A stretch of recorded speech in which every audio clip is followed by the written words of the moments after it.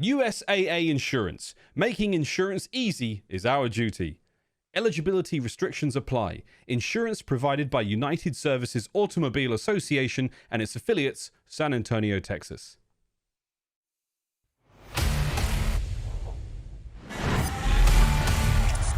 The major is around the corner. Here it comes. The Giants, the Titan. The best player in the world. It is going to be one hell of a tournament. This was just absolutely insane. This is the COD League. One of the craziest sequences I've ever seen in my life. Looking unbeatable. Oh my God! What is this? They're flawless. I can't wait. This is going to be a blast. The honeymoon period is over. They continue on. This is just disgusting.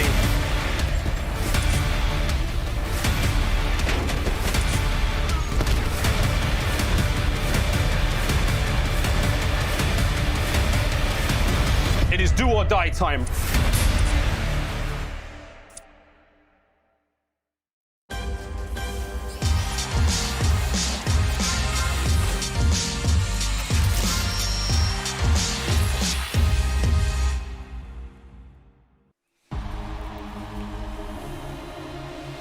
Welcome to day 2 of the last home series of the 2021 season. We're here in Seattle and there are 8 matches until Major 5 and none more significant than Ultra versus the Mutineers. Both teams are a perfect 3-0 as we look at the Group B standings right now, and this match will go a long way in determining the #1 seed for Major 5 as well. So big stuff on the board here. We've got a couple of game changers potentially coming your way this home series, but first I've got to welcome you into our CDL HQ presented by USAA, and of course my fellas, my mates, my homies, Nameless and Stutter on the desk as per usual.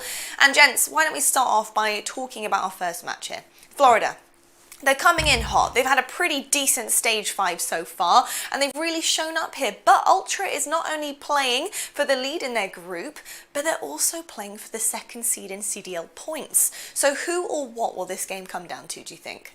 This match comes down to Sky's performance. The guy has just been balling out of control in terms of the last few matches that they had. They're undefeated. He has a 1.4 KD. This guy is going off from the major. He had a 0.94 KD, wasn't playing that great. And it clearly shows there's another level that he can get to. For this roster, they play bully COD. I mean, to put it simply, like these guys, they don't play fundamentally correct. They take a lot of shortcuts. You'll see Havoc taking a lot of flanks, and their breaks aren't always smooth and coordinated. But when they are slinging, when they are on point, they can get it done. But it requires Skies as well as Neptune to both be frying. And that's what we've seen through the last 3 games. And on the opposite side of the spectrum, they're going up against a player like Cammy and Insight. So they're going to need Skies to be on point, and he has a lot on his shoulders, but he's been doing it. I think he can keep it up.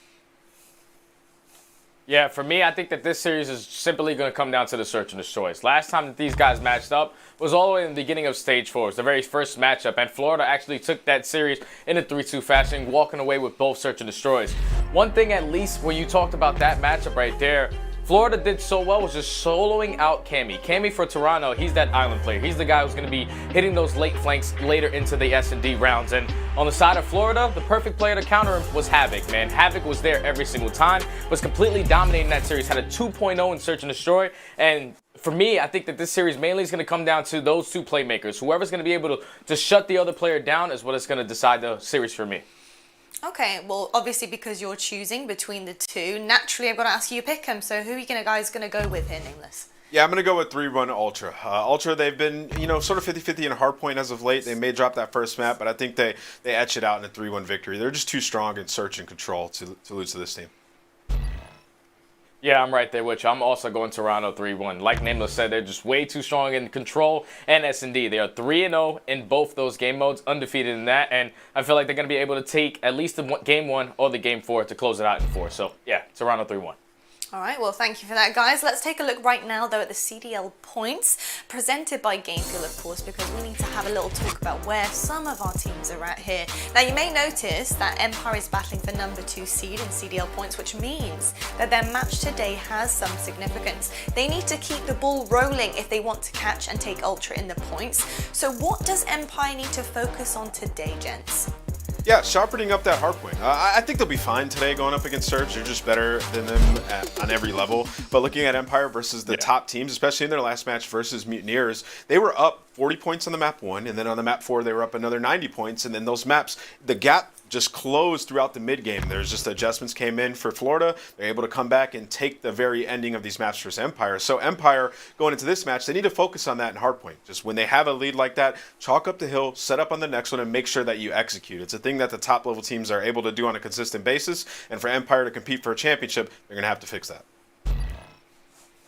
Yeah, for me, what Dallas Empire need to focus on today has to be just expanding their map pool in S&D. When you're looking at their S&D records on all these maps that we have in the CDL, they're basically 500 on a lot of them. The only one that they're positive on is Miami Search and Destroy. They're sitting at 8-4. And then you're going up a matchup today versus a team like Seattle, who tend to have been struggling with Search and Destroy. 2-12 out of the last 14. So all the practice that you've been putting on the backside, you can come out with some new strats, probably play maps that you're not really confident on, so you can get better at those going into the later stages of the year. All right, well, come on. I gotta keep the train going. Pick'ems, Nameless, who you going with? I'm going with a swift 3-0. You know, for Surge, it's tough for them. Not as much to play for. They're already probably going to be in losers bracket. And then for Empire, a lot to play for. They're trying to move up in the standings to get a better spot in that big bracket towards the end of the year. And they're just a better team. So going Empire 3-0. Yeah, I'm right there with you as well, man. I'm also going Empire 3-0. You just got to keep in mind that they're thinking about that second seed. If they cannot drop matches because Toronto still have that 5-point lead, they have to make sure that they're staying right underneath them because they have to play them at the end of this home series. So that match is going to come down to the wire between those two teams. So, yeah, I think Dallas are definitely going to walk away with this one. All right. Well, I'll tell you what, fellas, I'm feeling a little bit left out here, not only on the pick'ems, but also on the fits. Nameless, you're channeling Grease Lightning for me today. I'm Stud. You're definitely looking Anchorman-esque for sure, Mr. Ron Burgundy on the desk here today. And myself, well, I didn't get the movie memo, so I'm going to have to go with something else here. And I actually have my Zennies, 2 team Zennies in my hands, which is very convenient considering where we're at. Got Dallas on my hand as well, and Surge. So I'm going to naturally choose my pick'em based on my glasses. I don't think there's much of a decision here, to be honest. It's going to have to be Empire, guys. I think it's going to be a fast one. Matches better, no disrespect to our home series team here, but Dallas have been looking pretty hot to trot recently. Well, I'll tell you what, folks, let's take a look right now at our schedule, presented by the US Army to see what is coming your way today. First up, we have Toronto Ultra versus Florida Mutineers. We have Seattle Surge, our home series team, taking on Dallas Empire. Now, our first matchup, Ultra versus Mutineers, is nothing short of a banger, that is for sure. And actually, this isn't the first time that these two teams have met each other. We have a few stats to talk about. And in fact, let's actually head on over right now to our active stats by Google Cloud to see exactly what has been going on. Now, Ultra enters today's match playing for second seed in Champs. And as we look at our active stat built by Google Cloud, there's plenty of reason for Ultra to feel good about facing Mutineers. Toronto has beaten Florida in 2 of their 3 meetings this season, and it's largely due to them getting off on the right foot in hardpoint. Now, Ultra has gained a major edge in hill time on every map except for Raid in their 3 meetings, and that's been a big reason that they've been able to come away with the win. But thanks so much for that deep dive into the numbers by our friends at Google Cloud. Absolutely fantastic to see stuff close and personal like that. Well, you already know that Mutineers and Ultra are ready and raring to go, and so are your casters. Lando and Stud have got you for match 1 right after the break.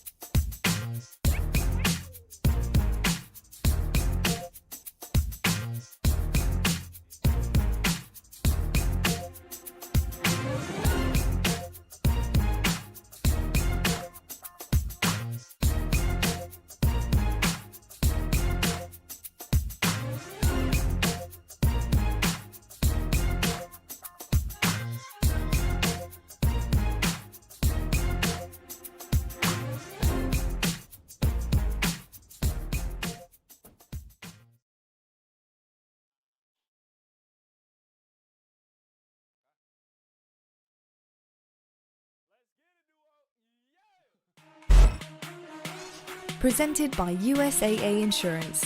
They make it easy to insure your stuff like rigs and gear, and they have your back.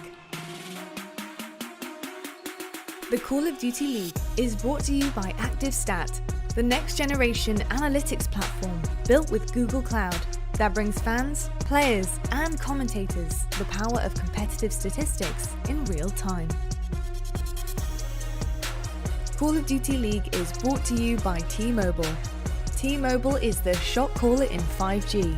Lead the game from the lobby to the last push with America's largest, fastest, and now most reliable 5G network. Hello everybody and welcome to day 2 of the Seattle home series. We are starting off the day the right way with the Florida Mutineers taking on those boys, the Toronto Ultra. Before we talk more in depth with the match, let's talk about what all of this means. Now take a look at our CDL points presented by Game Fuel. As the desk touched on, 5 points away are Atlanta FaZe from reaching 500. Pretty crazy to think about. However, the majority of the race relies on the teams that sit below them. Obviously, we're talking about the Toronto Ultra in specific as they look to try to hold off those dastardly boys in the Dallas Empire. But we are happy to join you from our Seattle online HQ, Lado and Standy, guiding you guys through the action once again today. And buddy, we have got an excellent series on our hands. Toronto Ultra versus Florida Mutineers very well has implications on who will have first seed in Group B. Yeah, this is an absolute banger. You got two teams so far throughout Stage 5 who are undefeated, sitting at a nice 3-0. You have Toronto, who's trying to stay in that second seed, and Florida, who's trying to get up to that 6th spot, only 20 points behind Minnesota. This is a banger series. I can't wait for this one. Yeah, it's going to be an absolute blast. As we said, implications in a major way for both of these teams, but specifically, as we mentioned, for the Toronto Ultra, trying to hold off the Dallas Empire, also trying to cement themselves in that first seed when it comes down to this group stage. Can they make it 4-0 to start? Let's go and meet the boys, your Toronto Ultra. Yeah. Hey. I'ma get right in my bag. Why you gonna try to get mad? Everybody wanna keep up. Don't you know I move too fast? I'ma zip right past. Drip all on my swag. Why you trying to size me up? You don't wanna try your luck. How does it stove? What did you know? Burn like coal, yeah, you know I go. Yeah, really too cold. I'ma keep going till I hit my goals. Better get back when I'm in my zone. Do it for the ones that I know back home. Did it myself, they ain't put me on. But you call back if you hear that song. Love the level. Well, Stud, the Toronto Ultra are a hard team to criticize. Really, the only thing you can point out is the fact that they have lost a hard point, but they've been perfect in search and destroy and control. Man, when you talk about this team, this is like the number 2 team in our entire CDL roster, obviously sitting underneath FaZe, but these guys are looking better than ever so far in Stage 5. Like you said, only 1 hard point loss, and that loss came to, obviously, when they went up in that matchup versus Minnesota. They dominated versus LAG, they dominated Seattle, and now they find themselves in a matchup here, which is going to be a tough one for them because both these teams have a ton of momentum, but Toronto, I still think they're the second best team in this game, and they know the pressure that they have to keep that second seed, so they're going to come out and perform today. Yeah, absolutely. Like we mentioned, I mean, there's a lot of things on the line when we talk about the Toronto Ultra, but the same can be said slightly in a different way for the Florida Mutineers. We know obviously they have wrapped up being in that top 8 position, but they want to improve on that. Much like the Ultra, this team has been off to an electric start. They're sitting at 3-0. They've got a number of different players going off for the roster. Let's go ahead and get well acquainted with this team, your Florida Mutineers.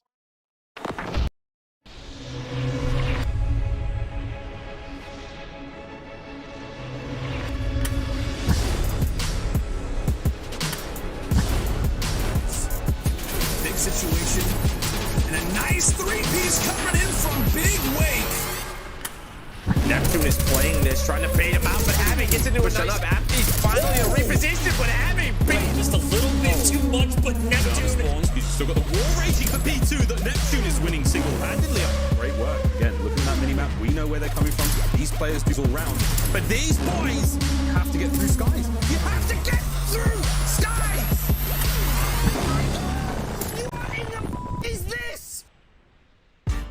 A win today for the Florida Mutineers would put them in that first seed coming in toward the Stage 5 major, and I guess the same thing for the most part could be said, Stud. Again, a team that we really have a hard time criticizing for the most part, but I think it's fair to say this series versus the Ultra is going to be a proving game. You know, they've beaten LAG, they've beaten Seattle, and most importantly, they took down Dallas, but now, as you mentioned, they face off against what we consider to be the second best team in the league. Yeah, this is going to be a tough matchup for Florida, but as of recent, when you're looking at this team, at least from the entire year, this is a team that was sitting around the middle of the pack. They couldn't get above the top 5, they couldn't get below the top 8, but I think finally now, in Stage 5, they are getting to full form. Neptune and Havoc starting to play with more confidence, but let's just hop right into our keys to victory for the Florida Mutineers. Mutineers have been solid in hardpoint this stage, 6-0 so far.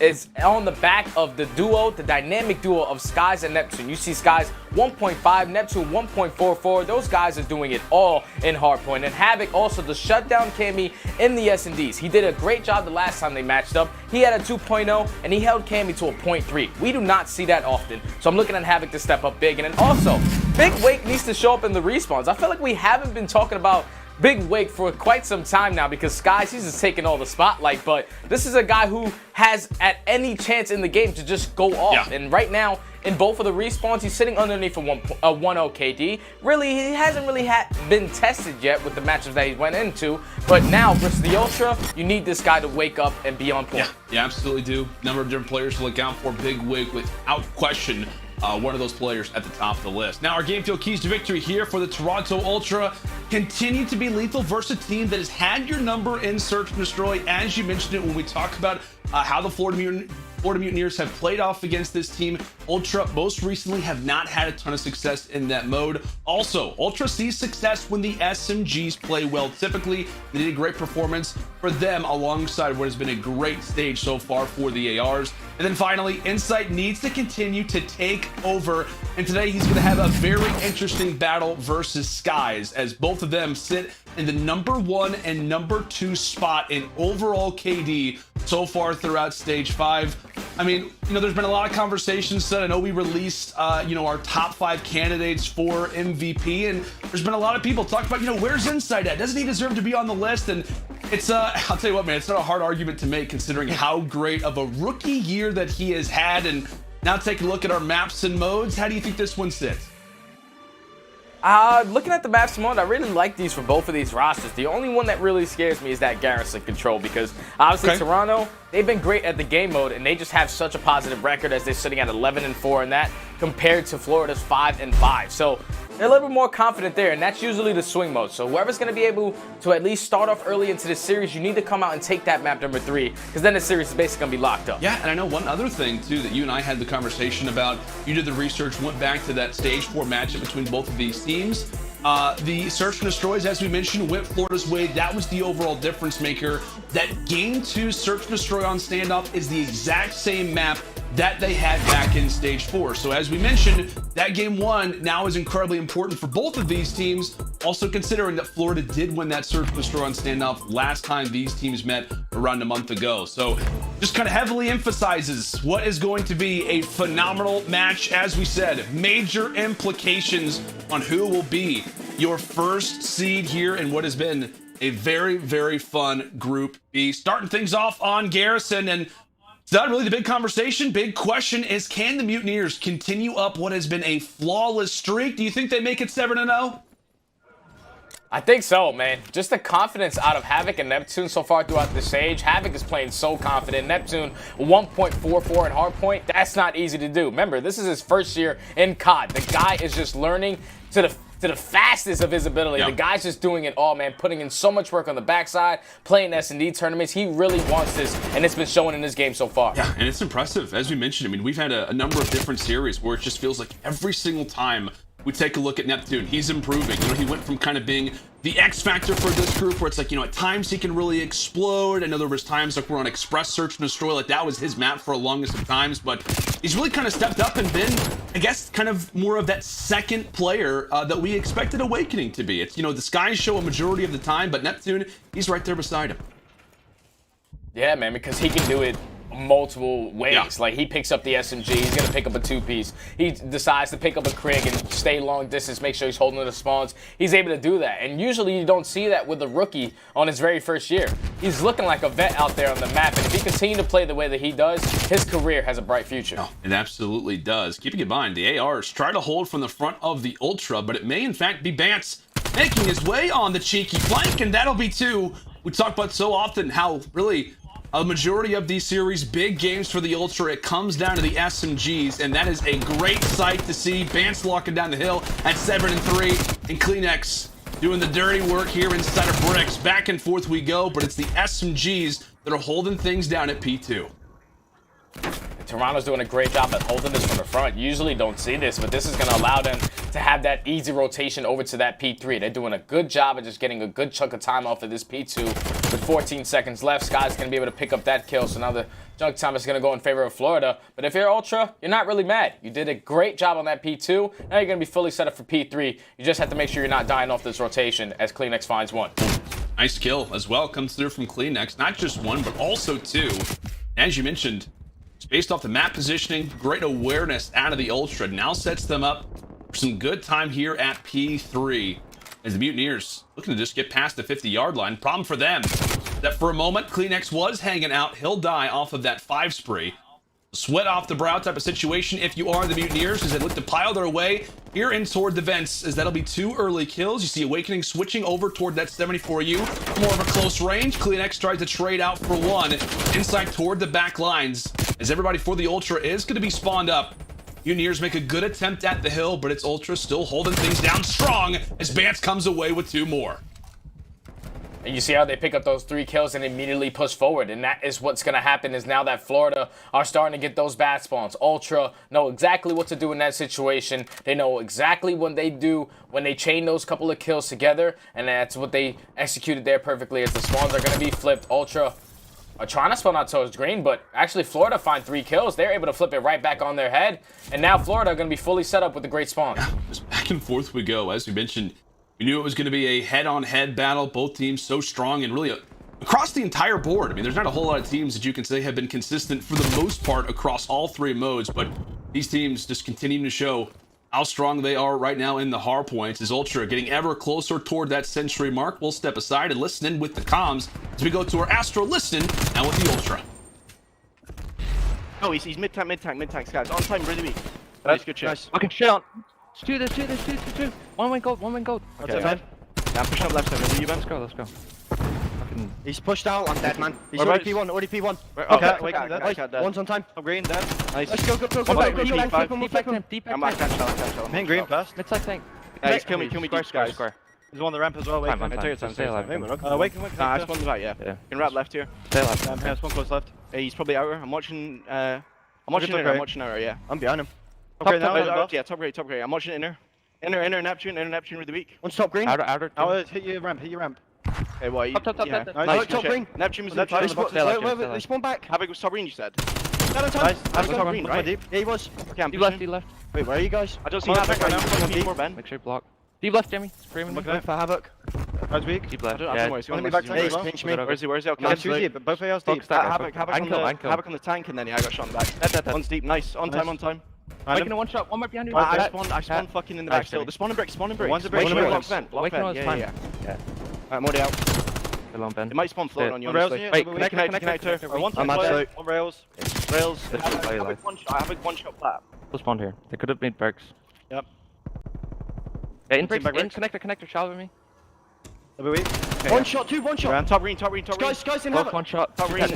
Chill. Let me out, right? Yeah, in gold. Guys, 1 shot. Run back to tight. Are you looking for one left? Yeah, on the left somewhere. I don't know where. Play for him? I think he's probably P2, yeah. He's probably P2 on the start or something. Unless he's out. Right side mid. He's towards P4. I'm wide up P4. Top green awakening got me. I'm right up here. Nice, Jamie. Nice, man. Good shot. I spawned out. Top green. I spawned plat. Nice. I spawned plat. Neptune. Enemy? Yeah. Weak. Nice. Where are they spawning? Spawning floating. Yeah, it could be floating in back left. Yeah, okay. I'm on the crate. Yeah, floating sky. It's kind of weak. Floating sky. Give me, have a the one's rails as well. Where's he going? Rails, Well, folks, this first set of rotations come to a close. Another money hill nearly up next. I mean, so far for Toronto, it's been the SMGs leading the way. Yeah, and we brought that up in the keys to victory, man. We said if the SMGs can go off, it's going to open up so many things for the ARs because they just play so consistent. Insight right now is #2 overall KD in this stage. So if you can just get these SMGs to play well, Toronto Ultra are going to be able to walk away with this. And right now, Bant sitting at 19 and 11, CleanX at 14 and 16.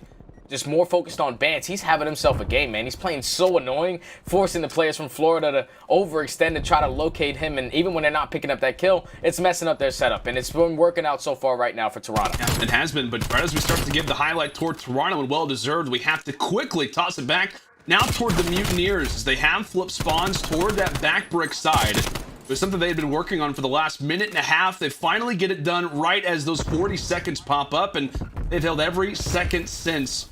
Doing a great job at not just bringing this game close, but now taking the lead.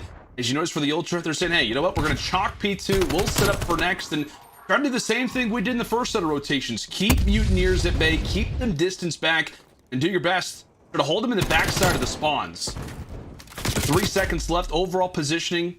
Farthest pushed up player is going to be Neptune, but he gets found out as Toronto now have an opportunity to try and bring this game back to more of a level heading. Yeah, they need to have a good answer here once again. They dominated the P3 first go-around. They couldn't even allow Florida, even when kills were going back and forth, they still held control of those spawns.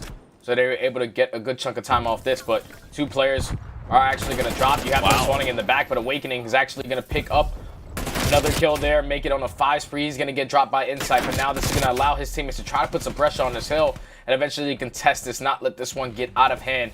As Havoc has snuck his way through, though. Havoc's going to sneak his way through. And I don't know if this is going to be a readable play. Those players from Toronto still spawning in towards the backside. Right now, Florida, they're just doing a great job at just keeping this contested, not allowing Ultra to get fully set up on this hard point.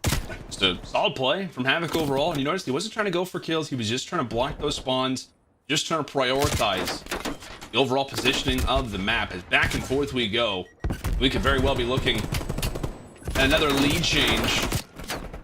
That's the scary thing if you are Mutineers fans, that as we mentioned, this team has been very, very reliant on the hard points. Not necessarily to a fault, because as we said, they've been 3-0, but what happens if you drop that opening hard point?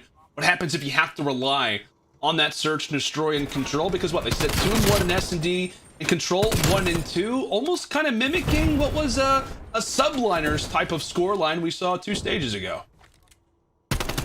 Yeah, so they have to just stay successful in their hardpoint game right now, because they're still trying to fix on the couple things in their control game mode, and also in S&D.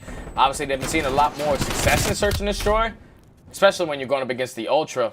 Last time Havoc was going off, but they need to come out and just get that momentum. They've been starting off Stage 5 by opening up with that opening hardpoint, and that's been driving them through a lot of these series. So it's still a fairly close game with them only being down 11 points. Obviously, the spawns are still coming in for Florida. They just have to try to stay alive, but CleanX with the Diamante able to pick up 3 on the multi-kill. Absolutely disgusting type of plays from CleanX. And still now hang out in lights, and he well deserves that position on the map as he has earned it, but Havoc quickly on the reply. He and Awakening will find 2. So despite the lovely plays coming through from good old Toby, it is only going to do so much as the Mutineers, much like we expect and much like how this game has appeared, it's been all about back and forth type of play, as it's what, going to be Bance on the flank, but Sky still holds on toward that top green position, does get gunned from Bance, as it is just a matter of trade after trade on the hill, trade after trade on the map, and this score stud, it feels like it could not get any closer. We've been dancing around 5 up to 5 down for the last 30 seconds. Yeah, this is a great hardpoint, man. Down to the wire between both of these teams. They know how important this opening hardpoint is in this series. But right now, Florida, they're doing a great job of just fighting out of this back spawn. That's going to be 3 dead, and they also flip the spawns as well. So what Florida were able to do with the first go-around of rotations was able to at least get some good time off of that P5 to P1 rotation. And that's something that we've been seeing a lot recently in the CDL, is teams being great at just chaining these together. And right now, Florida, they're in the driver's seat. Even though they do not have the good spawns for that P2, just getting a good chunk of time on this P1 is exactly what they want. Yeah, and we'll kind of watch for the next 40 seconds what the attempt is from the Mutineers. Will they even have an opportunity to try and break toward top green and try to flip those spawns? And if they do, what does that positioning begin to look like? So with 30 seconds, again, another lead change, but Ultra happy with where they sit in regards to spawns. One thing to consider too, that we have 28 seconds on the clock. So if things did not get more dicey, based off how contest heavy it feels like a lot of these HPs have been, it also is now going to be indicated in that score. As we mentioned, 26 and some change on the clock, as that one will start to come down. Final 5 seconds of P1 is now it's time for the money hill, and Awakening is trying to go big. 74U now swaps toward the Krig.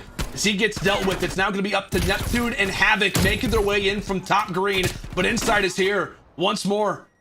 Having the Diamante out as we stop the clock at 16, 205 to 201. Cammy's trying to watch the plays. Coming in from backlights, he's able to win that fight as well. And now the Mutineers, they start to get shortchanged a little bit. You see them starting to scramble for the most part, trying to make their way toward back bricks. But that could be the opening. They find 2 in a row. Bance can escape with his life. The final player on the hill, that's going to be Insight. 5 seconds on the clock, but Cammy, he's watching over for his teammate as Insight decides to dominate inside of the hill. A minute on the clock, but Kleenex jumps right outside of the hill because the time has expired.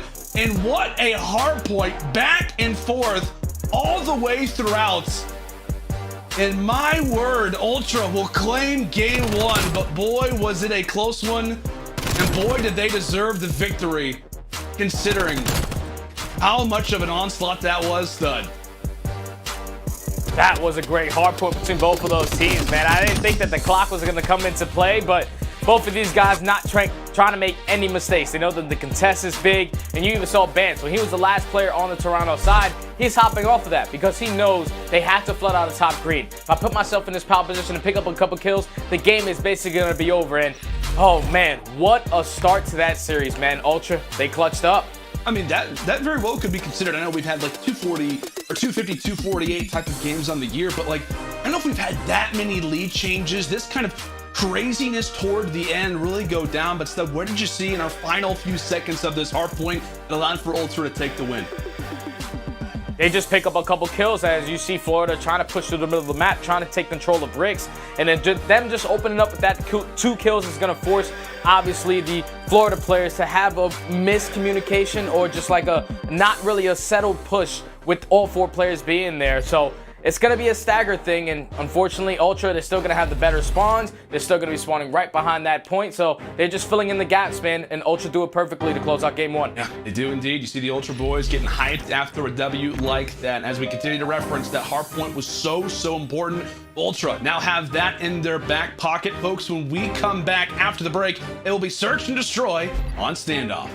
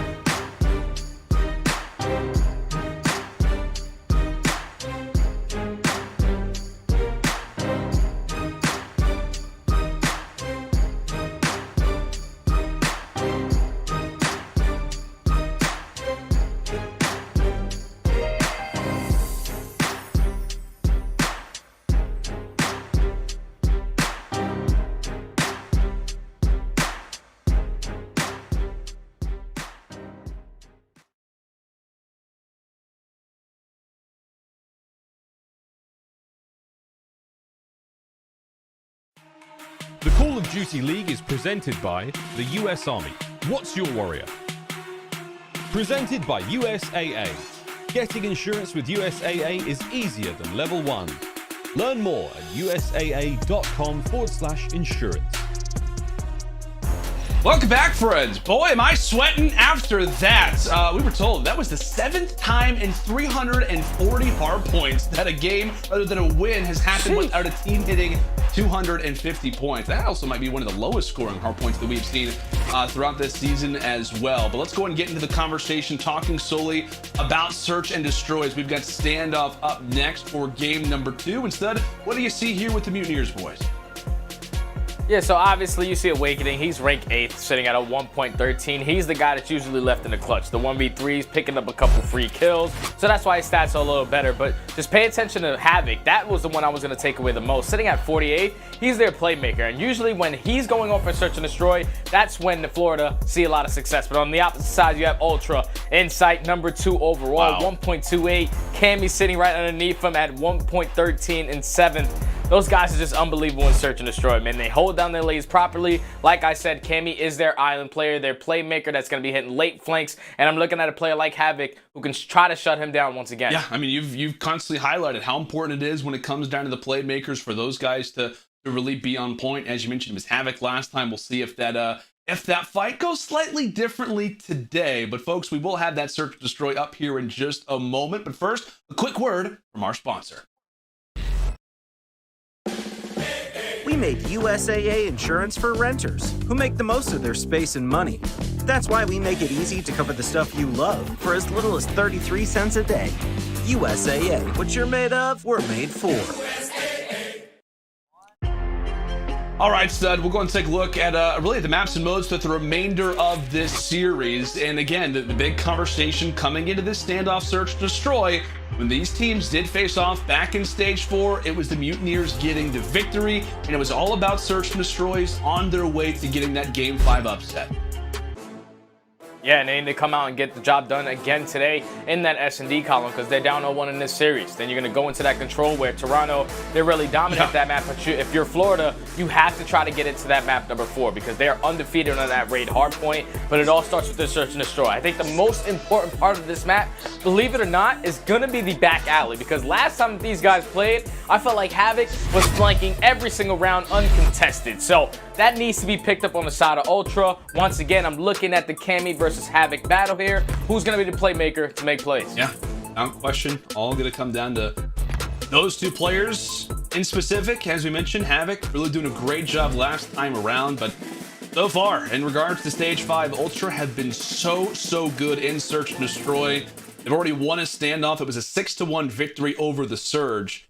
And really, in Search and Destroy so far, in their 3 victories, they've not allowed a single team to win more than 3 rounds versus them. So again, just excellent so far in Stage 5. We'll see how they fare off now against the Mutineers. As here we go. Toronto up 1-0, and they will be starting off on the defensive end. Mutineers getting already into the action as Cammy taking the head of Awakening to start, as Neptune will be there to punch to the digits. Yeah, super aggressive A-plant from the Florida Mutineers coming in. If you're Awakening, you can't drop there. The bomb's going to go down. You have to try to stay alive, but Skies answers with one of his own. He's also able to spot that guy on the flank as well. But now it's 3v2 as Insight picks up that kill. Neptune finds the kill as well. And just like that, it's a 2v1, all left up to Skies. All left up to Caesar. He's been, really, what? On the hunt for Bance for the majority of this time. He realizes, hey, the defuse could very well come in at a certain moment. Just trying to play the time. Bance went for the defuse. He drops, and now it's all into Cammy, who's also going for the defuse. Can Skies get here in time? Rounds the corner, and you bet he will. A huge start coming through from Skies. Plays the flank early and comes up clutch toward the stretch. A big round to start for Cesar Bueno. Just such a great start right there from Skies. And even when he picks up that kill on Bance, you see that he still stayed in that same position. He wanted to spot that another player in Cammy. And once he does that, he just gets out. Hits it with the full wrap. He knows eventually he has to hop the bomb. Immediately checks it and then closes out the round for Florida. Even though they did end up getting first blood at that round, Skies clutches up and Florida take the round. Yeah, that's a great sight to see. If you are a Mutineers fan, as we referenced this, when it comes down to the matches like this start, it is all about team consistency. It's about really your lineup in total trying to perform. Because once you get in these massive games, it's not always relying on 1 to 2 players. So seeing Skies in this search and destroy, continuing to elevate his game is great to see. As that yet again, another early battle, as you mentioned, toward the back alley, specifically in gas. As Havoc is going to shut down Clayster to start. So with that Ultra on the attack, a man down. Insight will get a little bit of information, knowing that, hey, you have a few players still back there, still hiding out. The trade will come in. Insight still alive. Vance drops, and now it's all for Cammy. Big spot where he spots 2, and now Insight, granted, has a wonderful KD, but in a 1 versus 4 situation, I think we can give him some slack, stud. Not looking all that likely. Gets shut down in the boulevard, and his body will hit the pavement. It is the Mutineers now seeing 2-0. Looking good, man, so far. Once again, man, looking at Havoc, the playmaker, opening up with that first lug in towards back alley was such a huge kill because Clayster, he was waiting for it. He was waiting for it, but Havoc still winning that one-on-one engagement was so huge on the side of Florida because then you force Toronto to completely drop their setup. Someone has to pick up the flank. This guy can push it at any given time, and that's what right there eventually costs the Ultra in that round. Florida walk away with it. This is clean, man. So far, Skies 4-0, working towards some streaks. Much like the fight we highlighted at the start of this series. Number 1 versus number 2 in KD in Stage 5. Insight and Skies continue to battle throughout. And Skies actually does reposition, puts a few bullets in the backside of Cammy, but is not able to finish it. Now, he doesn't have just 1 player, but he's got 2 players to deal with on the flank. 1 does make it toward top wood. And such great plays coming in once more from Skies, starting things off 5-0, tagging up Cammy, at the very least getting information for his team, as Awakening will be there for the assist. And now for 2 rounds straight, it's going to be Insight left in a 1v4. 20 seconds, and this one, most likely, is going to be him waving the white flag toward the backside of OpTic Van. And we would love to see a nice little highlight similar, but not going to most likely go that way. Can Skies make it 6 in a row? And you bet he will. What a start for him, as it is 3 up and 3 down. Clean S&D so far. Florida's just making this look easy, man. Their aggression right now is what's really hurting Toronto, because that's another fast A plant that went in. Havoc opens up with another first blood, and then immediately just get the bomb down. You let Skies work around towards the flank. He almost got some really bad timing when he was trying to pick up both of those players, but positioned himself perfectly, and now sitting at 6-0, 1 away from picking up some early streaks into this game. Well, we're looking at 2 and 6 combined. Both Cammy and Insight, and they're at 1.9 and a 2 KD so far in Stage 5. No team has yet to get more than 3 rounds versus them in Stage 5 as well, and Mutineers responded early with 3 quick ones, catching Ultra off guard. More slow and steady. Here coming into round 4, a much-needed one for the Ultra to take, and now on the attack. They've done a good job to set up shop. They've destroyed the trophies, laid down their own. But yet, no blood has been shed to start. Keep in mind, Cammy toward the outside, still watching a few outer positions. Could turn that into a flank. As Insight watches over Bance on the plant, we'll see what the retake can look like. Again, all 4 players up for either side, as now it's time for the retake out of the Mutineers. Yeah, so 44, you have 2 players who are playing the bomb, but Florida did try to focus these players who are watching the flank. Awakening 5-1, but Clayster is able to even up the numbers, make it at 3 apiece, as he does find the second as well onto Awakening. So now it's all left up to Skies and Neptune with 20 seconds left. They have to try to push through this backside. It's not going to be an easy task to get done, but Skies, you see, he's thinking big picture. He knows that he's 6-0. He knows that this is a crucial round here if he can try to find a kill, but it's all about staying alive and trying to get these streaks going into the later rounds. He pulls out the pistol. Vance gonna catch Skies, catch him on the heels, try to stay alive, intact those streaks, but unfortunately, despite trotting to grandmother's house, he is gonna be taken, or he could escape, but still, a much-needed round if you are Toronto Ultra, and this time it's Clayster who really gets the job done toward the backside, just allows for that flank to be a non-option, and with that, you single out 2 players, you're probably imagining where the other 2 are going to come from. Just well played out of the Ultra, specifically there from Clayster. As that very well could lead Ultra in toward this game, as they finally showed up, put a round on the board after 4. Now they find themselves on the defense, as it will be Mutineers attacking early over at A. Some pixels spotted, but nothing yet to land. Here comes the utility. Havoc could strike, and there he is, finding the first, but inside of the box, it is Bance. Nice trade to start. Neptune in Awakening. Maybe look to lead the charge over at B.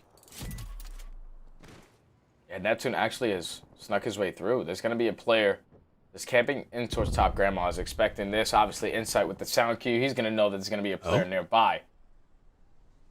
All he has to try to do is just stay alive in this situation, because his teammates are still causing some problems at this A bomb, as Skies is able to pick up one. They know the positioning of Bance. Now it's all about locating Insight, and once they do that, eventually you have to start working this bomb plant, and that's a huge one-on-one from Neptune. Basically going to close out the round in Florida, taking their time. They start off the round once again with the aggressive push towards A. So far, Ultra have not had the answer for it. Another first blood coming in from Havoc. Even though it was a trade, they just let the game, the round develop, and then eventually Neptune makes that play with the bomb, finds one.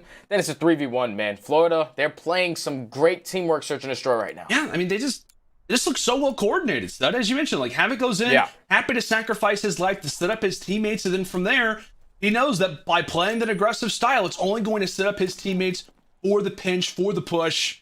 And well replied from the Mutineers. They now find themselves up 4-1. And it will be a quick plant for the Ultra to start this one off over at A. Without a doubt, the fastest plant that we've seen so far on standoff. With that, that only sets up how the retake will begin to form. You've got 3 players really around a top wood position. As it's Awakening to answer first, they're on to Bance. Headshots aplenty. How can this Ultra 3 look to hold things up? Awakening looking for the second. AR shots exchanged. Cammy and Insight with the nice little crossfire. Does Havoc run into his line of sight? He does indeed, but Havoc did take down Insight to start, but it's Cammy for 2, Kleenex on the other, and now it's all up to Neptune in a 1 versus 2. Halfman to try to defend things, but it's Toronto answering back. A much needed round, and they get the job done, the 3v4. Just a great job right there from the Ultra. Nice quick A-bomb plant. Obviously, Florida, they've been getting a lot of success with it, so we might as well try it as well. And it works out for them as well. As Cammy, he took his time on the flank, and he knows if he gives that up, he's probably going to get some bad COD timing, because Havoc, he's always going to be trying to approach that side of the map and just waits for it, plays it super patient, finds eventually that kill onto Havoc, then the 2-piece onto Awakening, which is the play of that round right there. Florida still up 4-2 though, back on the offense. Quick little dash into the courtyard. As Kleenex did take down his own teammate. Bance drops, and now it's all on to Insight. Just his second kill of this S&D.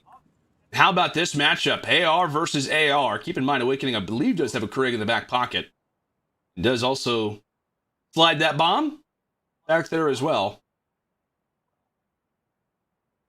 We've got a lot of time to work with here, Stud. A good 50 seconds for both of these players to reposition, specifically for Awakening, to get confident on a bomb site.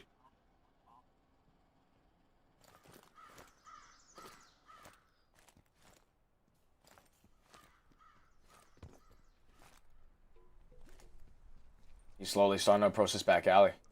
And Insight, he hasn't moved one bit. He knows the clock is starting to tick down. Eventually, a bomb plant has to come in, but Awakening, he's not trying to leave any openings. He wants to check every single corner. He knows that Insight's going to be taking his time. Insight, I think he's going to be able to hear him as he's rotating that bomb over towards A. So yeah, he was able to hear him.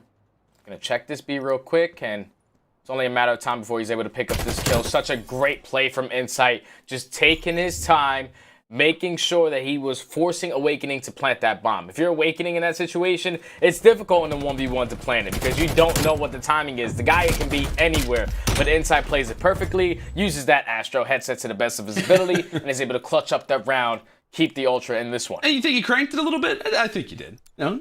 Yeah, definitely it's cranked. If you're one of the, you know what's crazy is that, like, when you're a teammate that's dead, like, if you're dropped in the round, your job at that point is to completely mute your teammates and go 100% on the audio. So someone definitely probably assisted there on that round. Someone's going to invest in some hearing aids as time goes on, because that may be the wear and tear that goes into being a Call of Duty professional, but still, just well-read from Insight. Who knows, maybe some teammate communication. Regardless, he plays it well. He is known as, the best search and destroy player in terms of KD that we have had. Despite having more of a slower game, he's able to handle business. Now Ultra within one, and speaking of one, Skies for the early pick. Dropping once more that first blood, 9-3 so far for Skies. But to clear things out for his teammates is that bomb. Now looks to be made up toward A, but it's Insight and Bance with a quick reply. They're able to drop 2. They also, in that gunfight exchange, grab the man advantage. Cheeky spot for Awakening underneath the tractor. Took him a while to bend down because he's 7'8", but he's able to do it anyway. Now to the 2 versus 2. They're trapped. They're somewhat trapped in this position. Insight falls. And now it's in once more to a good old 1 versus 1. Clayster versus Havoc. 15 seconds and Clayster is somewhat sure of where his position is. He reads him. He finds him. Back-to-back 1v1s now give Ultra a 4-4 scoreline. That was a great round from the Ultra. Even with them getting first blooded, I think the biggest play of the round right there was just Bance. The fact that he stood alive behind that hay barrel when 2 players from Florida were challenging him, and then eventually picks up a kill before he drops, that was the play right there that eventually allowed for his teammates to even up the numbers. Obviously in a 1v1, those are the moments that Havoc lives for, but unfortunately some bad COD timing there. Clayster was able to walk away with this. So tied at 4 apiece. Florida back on the offense. So far, their aggressive push has been working out for them. But this time, they're going to switch it up and be a little bit more aggressive in towards this middle courtyard, as that's going to be 3 players from the Ultra at that A-bomb. Last time around in this courtyard area, I mean, it was an all-out bloodbath. This time, not at all the case. Quiet, maybe a little bit too quiet. Neptune will enjoy a nice early entrance toward the market. Unfortunately, they're closed. Closed on Fridays. Insight not happy about it. Lays down a few early shots. You see the nades trying to take him out from this position, but he is still holding strong. Meanwhile, because of the distraction this is somewhat causing, it allows for the plant over at B. He tries to initialize the fight, but he's got nothing really to work off of. Spots the head of Havoc, is able to drop him toward the back alley, and knows where Neptune is hiding for the most part. Insight from the back, trying to watch over him. Can't be nearly for the turn on, but it's Neptune who comes away with 2 and also puts some shots into the 3rd. Neptune, a man on fire. A wonderful, wonderfully played round. Sets up his team for success as Florida now sit at 5. Man, that has to be so annoying if you're inside. You're shooting at Neptune and Havoc, who are just eating bullets, sliding away, playing their life beautifully. It was some great teamwork to initiate the round when we saw Cammy pick up that kill, but Neptune answers beautifully, puts himself in a corner, is able to find 1, and then eventually the second. 1v3 for Mr. Bance is not going to be an easy task to get done, so Florida are able to walk away with the round, man. Skies having himself a game, 11-4 on a 2 spree. With Toronto back on the offense, Cammy switches to that sub. This is going to work out beautifully, as he is going to find the first blood this time around. Mind that A-bomb site, that's going to be totally clear. So Vance says, you know what? Hey, might as well plant this bad boy down. It's been weighing me down a decent amount. Lays down the objective, and once more, we find ourselves in a spot around toward the back alley. As Neptune drops, a man down are the Mutineers. Can the ARs go big for Florida and close this one out, or are we headed toward a round 11? Insight with the information, taking down Skies. Now it's all up to Awakening in what would be a 1 versus 3 clutch. He's only got 15 seconds left to work with. He has got to get a lot of work done in a short amount of time, and that is not going to be the case. Round 11, here we come. Round 11 indeed. Right there was just the Ultra, once again, just spreading that map. They do a good job of just causing problems in towards back alley. Eventually sneak planting that bomb. Obviously, Cammy opening up with that first one was so huge because it slows down the pressure from Florida. They thought that they were going to be able to once again take control of wood, but not this time around, as Ultra are going to force the round 11. This time they are going to be on the offense. You have to keep track of number 7 because he's been their guy to consistently be hitting this back alley, which is going to be Havoc. He's going to be playing a little slow. Clayster once again in that position to pick up that flank. And it's no surprise, as we mentioned, some very fast rounds, very methodical ones. Round 11 always has a little bit of a different pace to it, a different feeling. It is the Ultra, like we mentioned, on the attack. They're going to have to initiate the contact. While Havoc is still in that back alley, he's playing more cautious this time around. As we mentioned, down 0-1 are the Mutineers. Skies, with how great he's playing. Can he find that 12th kill? Can he find yet another first blood? Or is he going to be made quick work of as he gets dropped low to HP? And with that positioning, it's now going to advance Bance toward the bomb. Here comes the attack. Spots the head of Neptune. Ants with information, gives the call out to CleanX. Can he make it inside a square first? But no. Meanwhile, Awakening in the midst of fire, going back and forth. He takes one down from long range, and now it's into the 2 versus 3. Cammy, his information is known. And Awakening does know where both players are. Bant decides to lay down the bomb, and Awakening is here. Now it all comes down to Cammy. 1v2, he gets dropped, and it will be the Mutineers answering here in the round 11. A hard point that went back and forth, and now a search and destroy that sees some overtime. Awakening answers the call, and Florida have made this a series. And that's exactly what Florida needs to do. They need to come out and just basically mimic the time that they played them last time and come out and win that search and destroy. It wasn't as clean as it was before, but still getting the job done, tying this series up at 1 apiece is where they want to be. Now, that was just a great S&D from both teams, man. Like, obviously, Florida starting off hot. They went up 4-1. Toronto slowly answering back with the clutch ability, winning those huge one-on-one engagements towards the ending rounds. But still, I felt like Florida was still in control of that entire game. They had a majority of those first bloods. It just came down to how they wanted to play certain numbered situations. Like, when they got 2-piece by Cammy on the flank, they're not expecting that guy to be in that position. But that's the round. That's one of those rounds that they weren't expecting. But Florida, they get the job done here. Tied up at 1 apiece, exactly what they want. Yeah, absolutely. They get what they have to, like we said, considering that raid hardpoint that sits at that game 4. If they can get to a game 4, how great that could be for this team when they bought themselves a ticket to that map and mode. And as you mentioned coming into it, we talked a lot about Cammy. We talked about him. You know, could he be the difference maker in this S&D as he was shut down a lot, does not have a great performance and when it comes down to this search and destroy. The one guy who maybe didn't play the best for his team, but without a doubt had one of the flashiest rounds is going to be Neptune for our U.S. Army tactical play. Oh boy, he was causing some problems. That he was giving some headaches toward those Ultra Boys. Yeah, I'm telling you, if you're inside in this situation, you're dodging nades, you got Havoc and Neptune just sliding across your screen, you gotta be frustrated. And eventually, Cammy gets into the play. The bomb is planted though. So at the beginning of this round, Ultra do a great job with the team shots. Obviously, Insight still in that top window. He's going to get Havoc a little weak and is able to get that kill. But then it's all on Neptune in this play.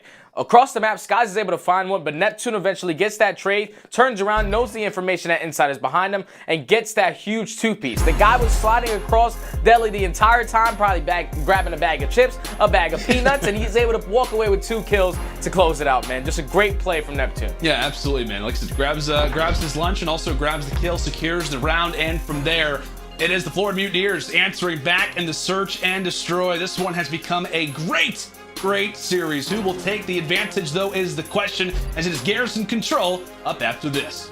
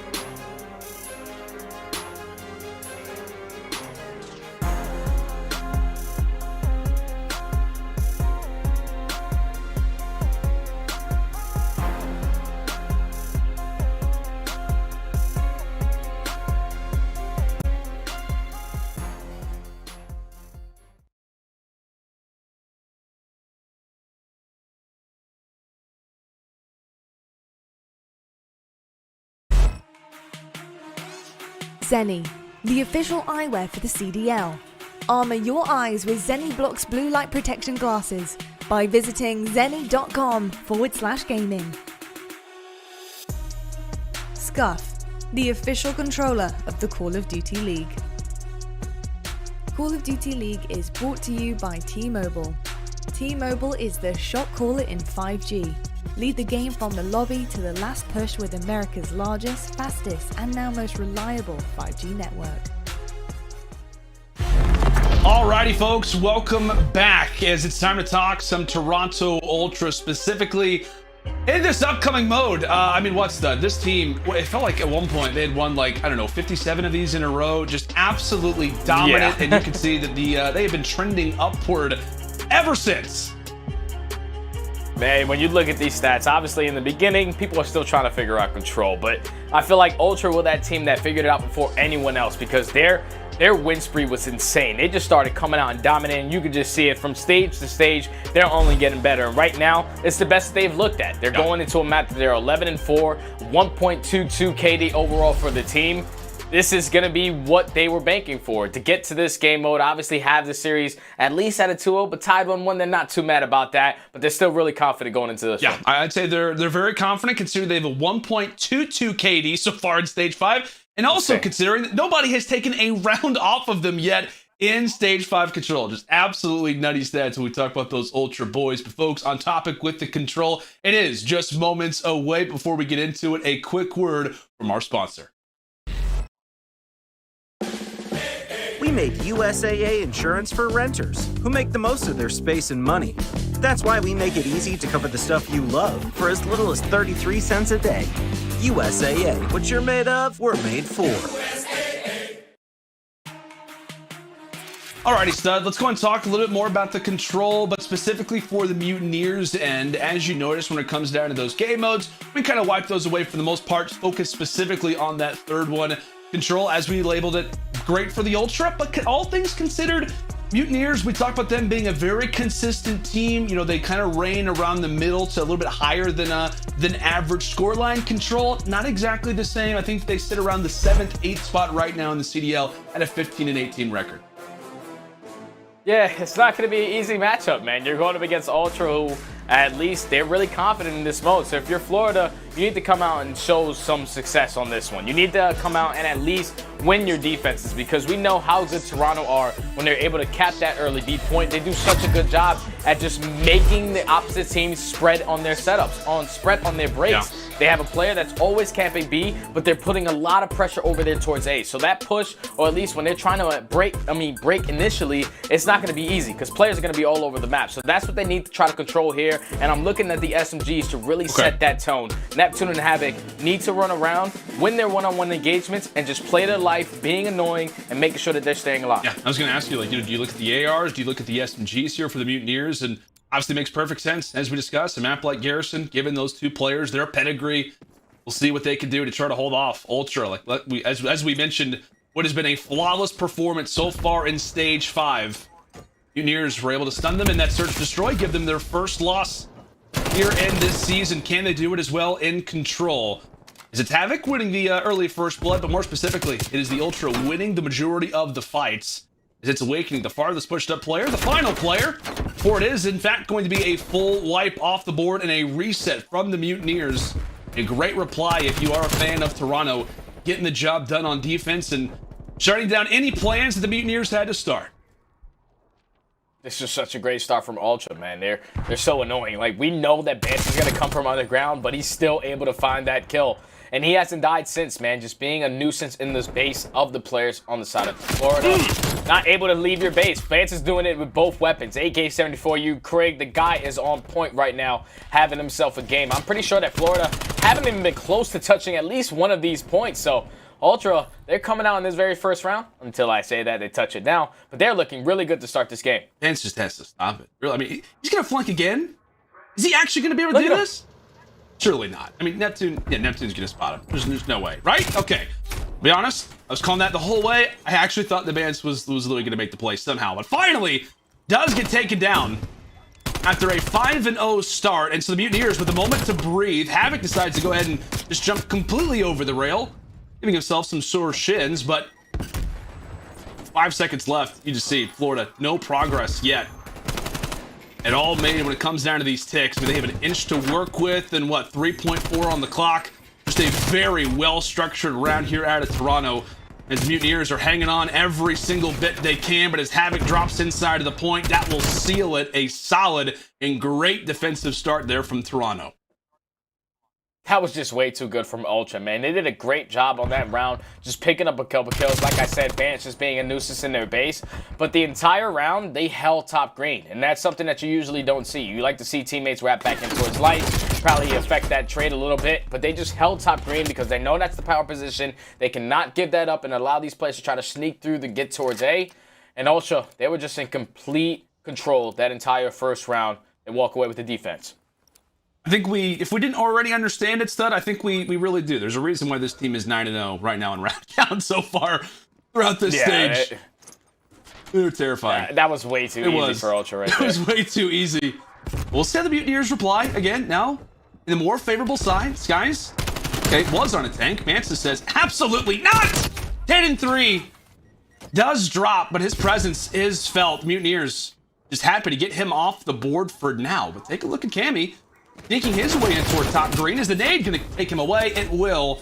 Back and forth trades as the Mutineers look to hold off the early headbutt coming out of Ultra. Havoc having a great start to this game as well. Sits at 7-4. We talked about the S&Gs. What kind of impact can they make? Still playing solid as Neptune. It's a shot to remember. That is one that you sit up in your chair a little bit different afterwards. You're like, okay, Neptune just took me down like that. All right, I got to change things up a little bit. The Mutineers holding well, 30 seconds left, and Toronto now put in a position where they have to get a few down in a row. Bance doing exactly that, now making his way over at that A zone. And this might be the opening that they need because they're going to have 2 players on this 8 points. So this is going to allow Bance to start pushing up, be a little bit more of a free bird on the map, and try to set up for a couple spawn kills. As the first tick is going to come in towards A, you see everybody on the side of Florida just trying to set up for everyone coming off spawn, but they're just taking their time. They're allowing their teammates just get some uncontested time at the same point. Bance still picking up kills. Insight finds a second as well. So now this is going to allow for them to get out of their base. And this is a great job from Ultra. Some early progression on towards that 8 point is going to open up B now for them. Yeah, and just with Cammy being in this spot as well, when you're pretty much forcing the Florida Mutineers to take multiple spots, multiple angles, it's a matter of they're going to come out of green, or are they forcing the attention at B as well? A number of different things to utter, but if you're the Mutineers, the communication has to be on point as Cammy continues to reign into the top green. Time stopped at 16 seconds as a big battle happening at that B zone. So while Cammy drops toward top green, if you are the Toronto Ultra, you will take that exchange. Now 2 ticks through, stacking the point with 3 players. The Mutineers are going to bend to give this one up. So a minute added for Toronto. Life count somewhat even. We'll see if Cammy can once more cause some problems toward top green. Finally gets dealt with. But he has just been a terror so far in this second round.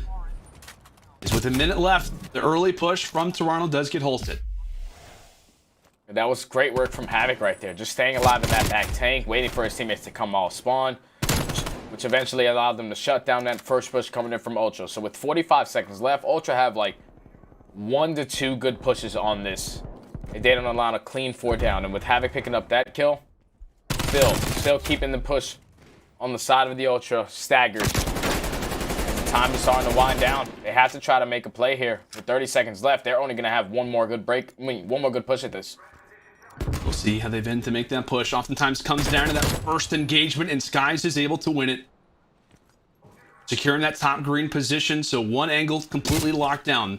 Players trying to make their way in from the spawn. That's going to be 2 from Neptune, awakening with the 3rd. And just like that, Ultra in the backside of their base, spawning up with questions. Is Bance not going to be able to get to that point in time, as it will be the Florida Mutineers giving the Ultra their very first round loss of Stage 5. Obviously, the job far from over, but you'll at least take the little victories like that, as no team has yet to do it, but just such well-played execution in the later stages of that round. Again, a minute and 15. What, you got 2, maybe 3 good pushes from Toronto, and the Mutineers are able to handle it. This roster just continues to dig their heels. They're just showing improvements every single time we watch them play, man. And I feel like right now, at least watching Florida so far throughout Stage 5, this is the best they've looked. Everyone is looking real confident. Havoc is feeling real freaky, real greasy on the map. And Neptune is really starting to come into his form now. but able to take that defensive round is exactly what they need to do. They just need to respond with some progression on one of these points on the offense, because Ultra, they were able to take that full B and get one tick on towards A, so they're going to be up 4 segments right now. Is it going to be the Bance show again? Is it going to be the Bance show again? It very well might. 17 and 8, taking over in these defensive rounds, and he's not slowing down anytime soon. Now a 4 spree. Can he make it 5? It's a heat check. It is a heat check from Benjamin Bance, as that Krig is about to explode. My goodness, he is holding the line, and the Mutineers, as we mentioned, just frustratingly, time after time, getting put in their base, but could Streaks maybe be a potential, as that's now going to be his 5th kill in a row. How great could Streaks be as he just continues to chop away at the heels? He's chop blocking them from spawn. And with 25 seconds left, Florida, you've got to get your head in the game. Channel, you're in, or Trevor Bolton as Cammy now takes down 2, nearly a 3rd as well. Toronto cannot be stopped.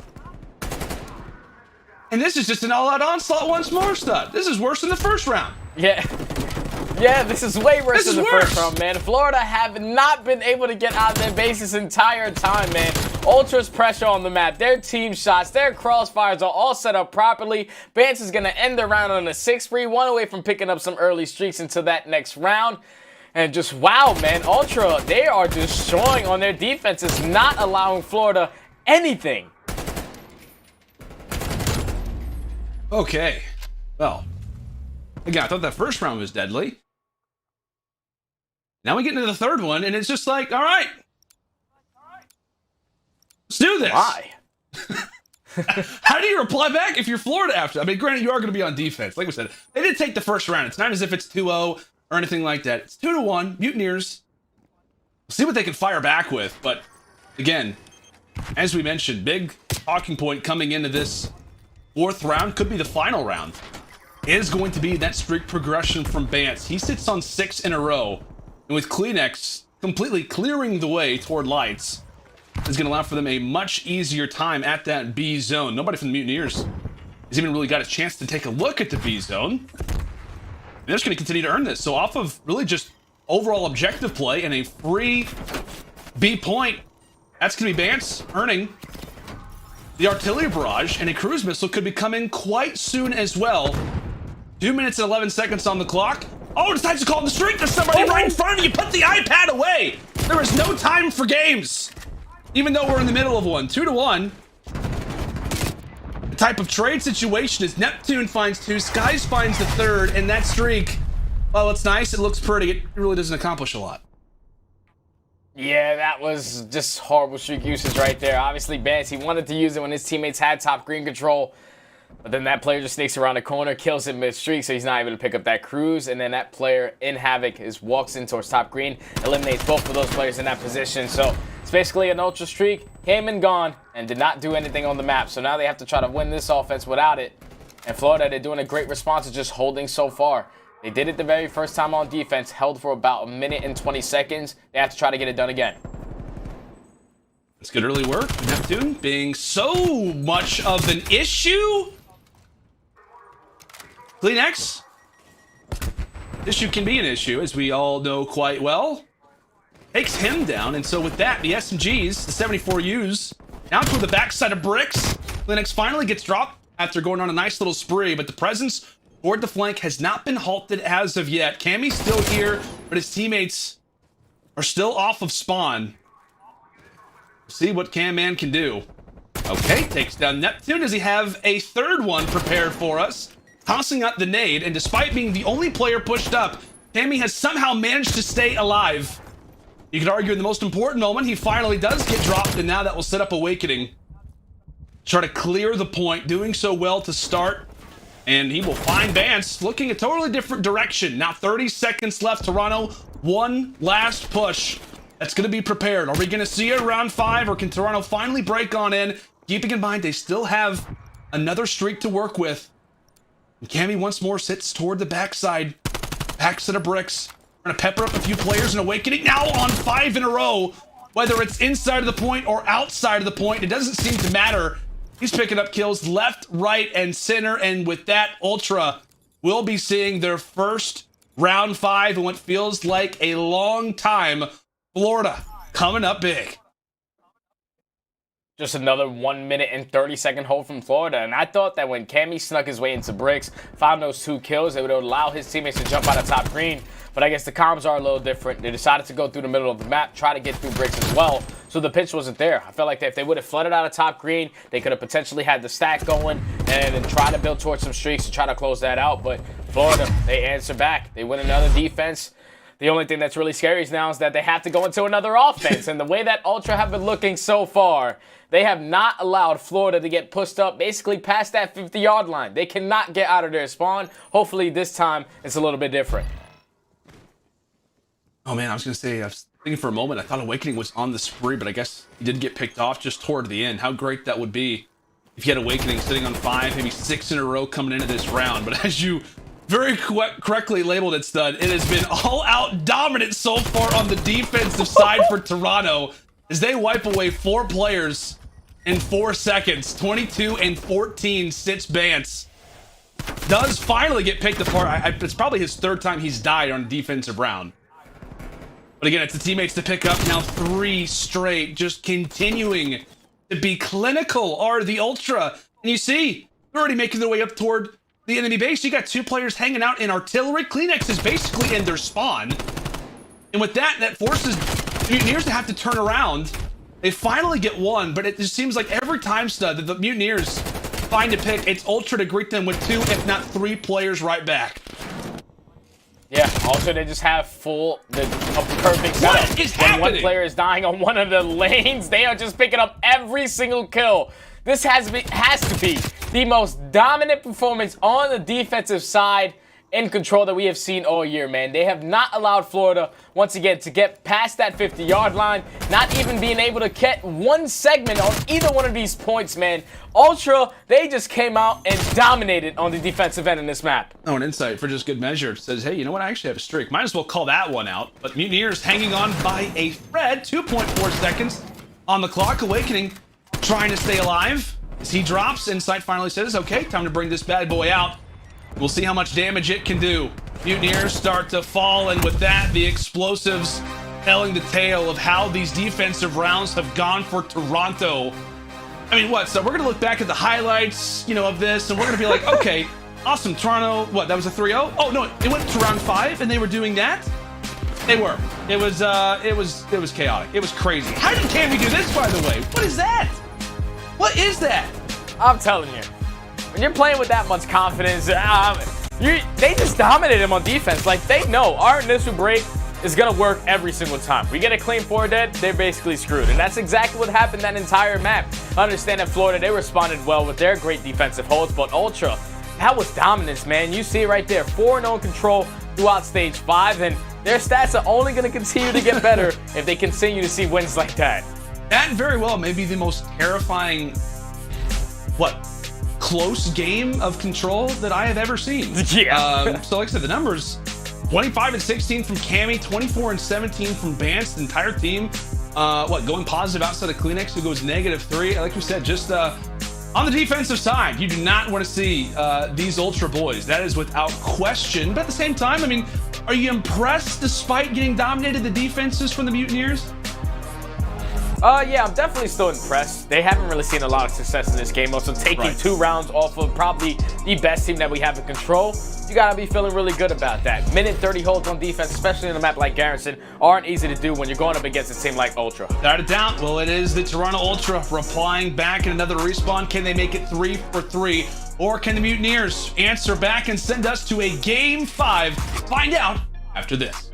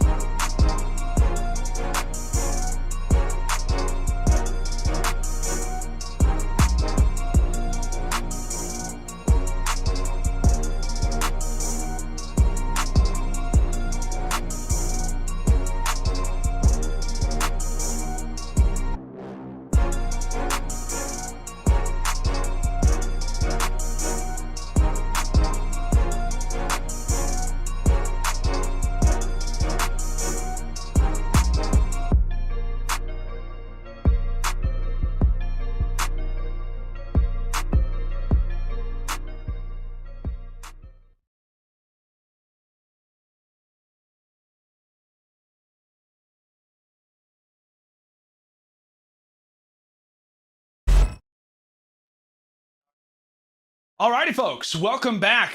My goodness, it has been a crazy series, a crazy start to day 2 of the Seattle Surge's home series, but we got to talk some Florida Mutineers. I mean, that's so far, as we mentioned, this team, they've been great. They've been solid. Again, they started off 3-0. Yeah. I mean, we talk about, you know, their ability in hardpoint, how great that has been, but you can just see the progress. Stage 4 to stage 5. Jeez. Look at those numbers in hardpoint. Yeah, I'm pretty sure they were undefeated in hardpoint going into today. They obviously lose that map number 1, but still, look at these stats. Number 1 from Neptune, number 2 from Skies. Like, that's insane, man. Those guys are the dynamic duo in this hardpoint game up for this team. And I'm going to be looking at those guys to go huge because they're going into a map in Raid where they have yet to lose it on the year. They're sitting at 6-0, so this has been their backbone. This has been their go-to hard point to force them deeper into series. So I'm excited to see them play here, but they're going up against a Toronto team who are not too bad at it as well. Even though they're sitting at a record at 8-9, they started off the year not being really good at that map. But ever since then, they have been slowly progressing, trying to get that record back to that 500 mark. And I want to ask you too, like, you know, from what you've seen out of the Mutineers, like, what do you think has made them so solid at a map like Raid? Because we've seen, you know, we have the number of different teams that kind of prefer, of course, that map with how great that it is, but you don't really see too many teams be kind of undefeated on a map like this, just because so many teams are well cultivated in this particular space. But what do you think has been the difference maker for Mutineers? What do you like most about this team? So what I like for Florida, at least on this Raid hardpoint, is their P1. The way that they come out off the initial break, they get a couple kills, they hold it down basically to a T.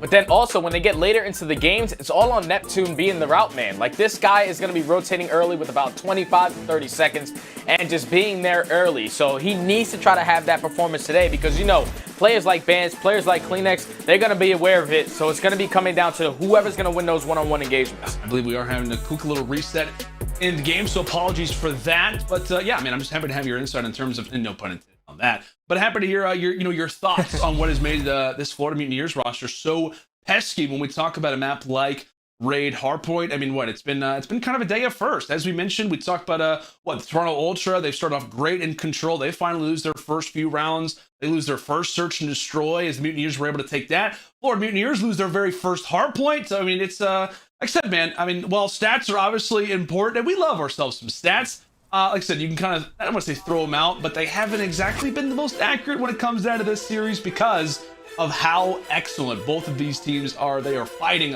as we mentioned, for that first seed here in Group B.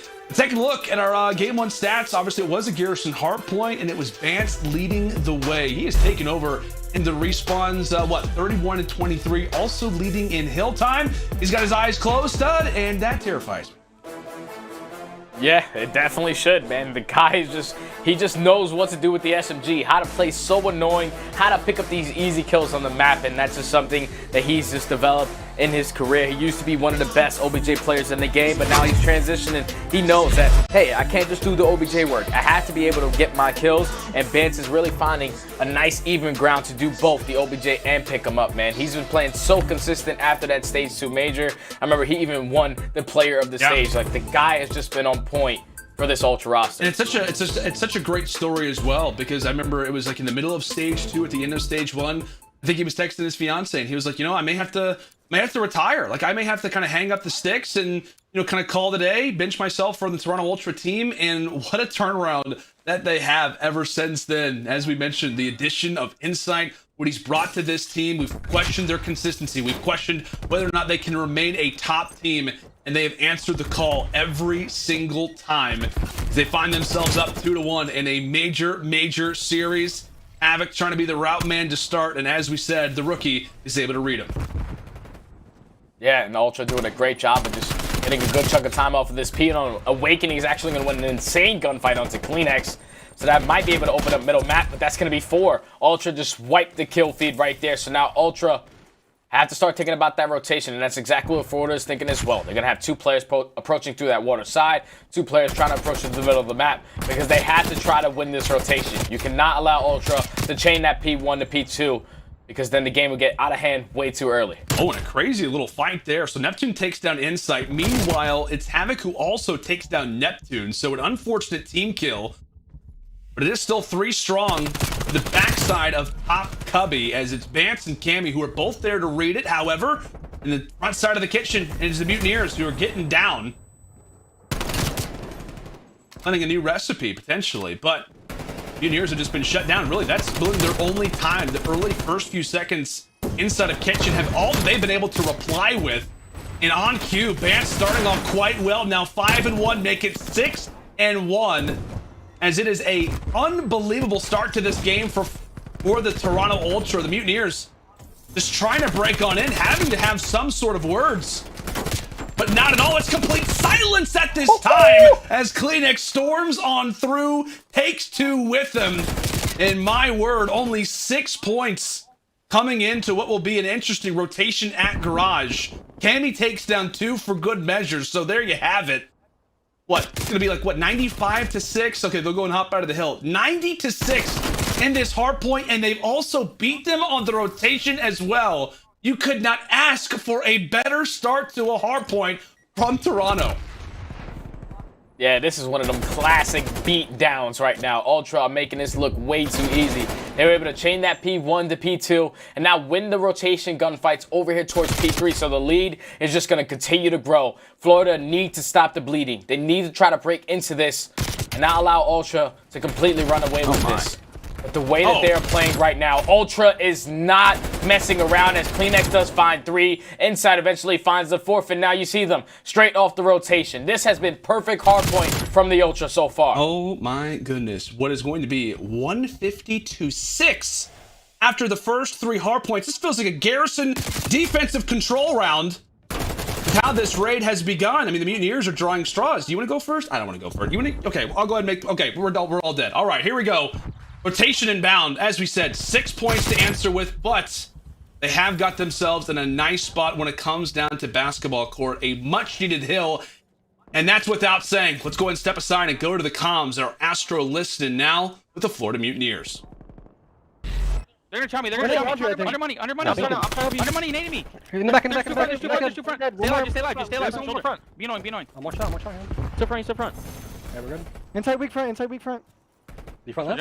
Jungle. P5. Got one. Nice. So tee the fuck up. I'm going mid. Yeah. I'm going mid. I'm going water touch. Make sure block back. Real mid. Mid left side. Left corner.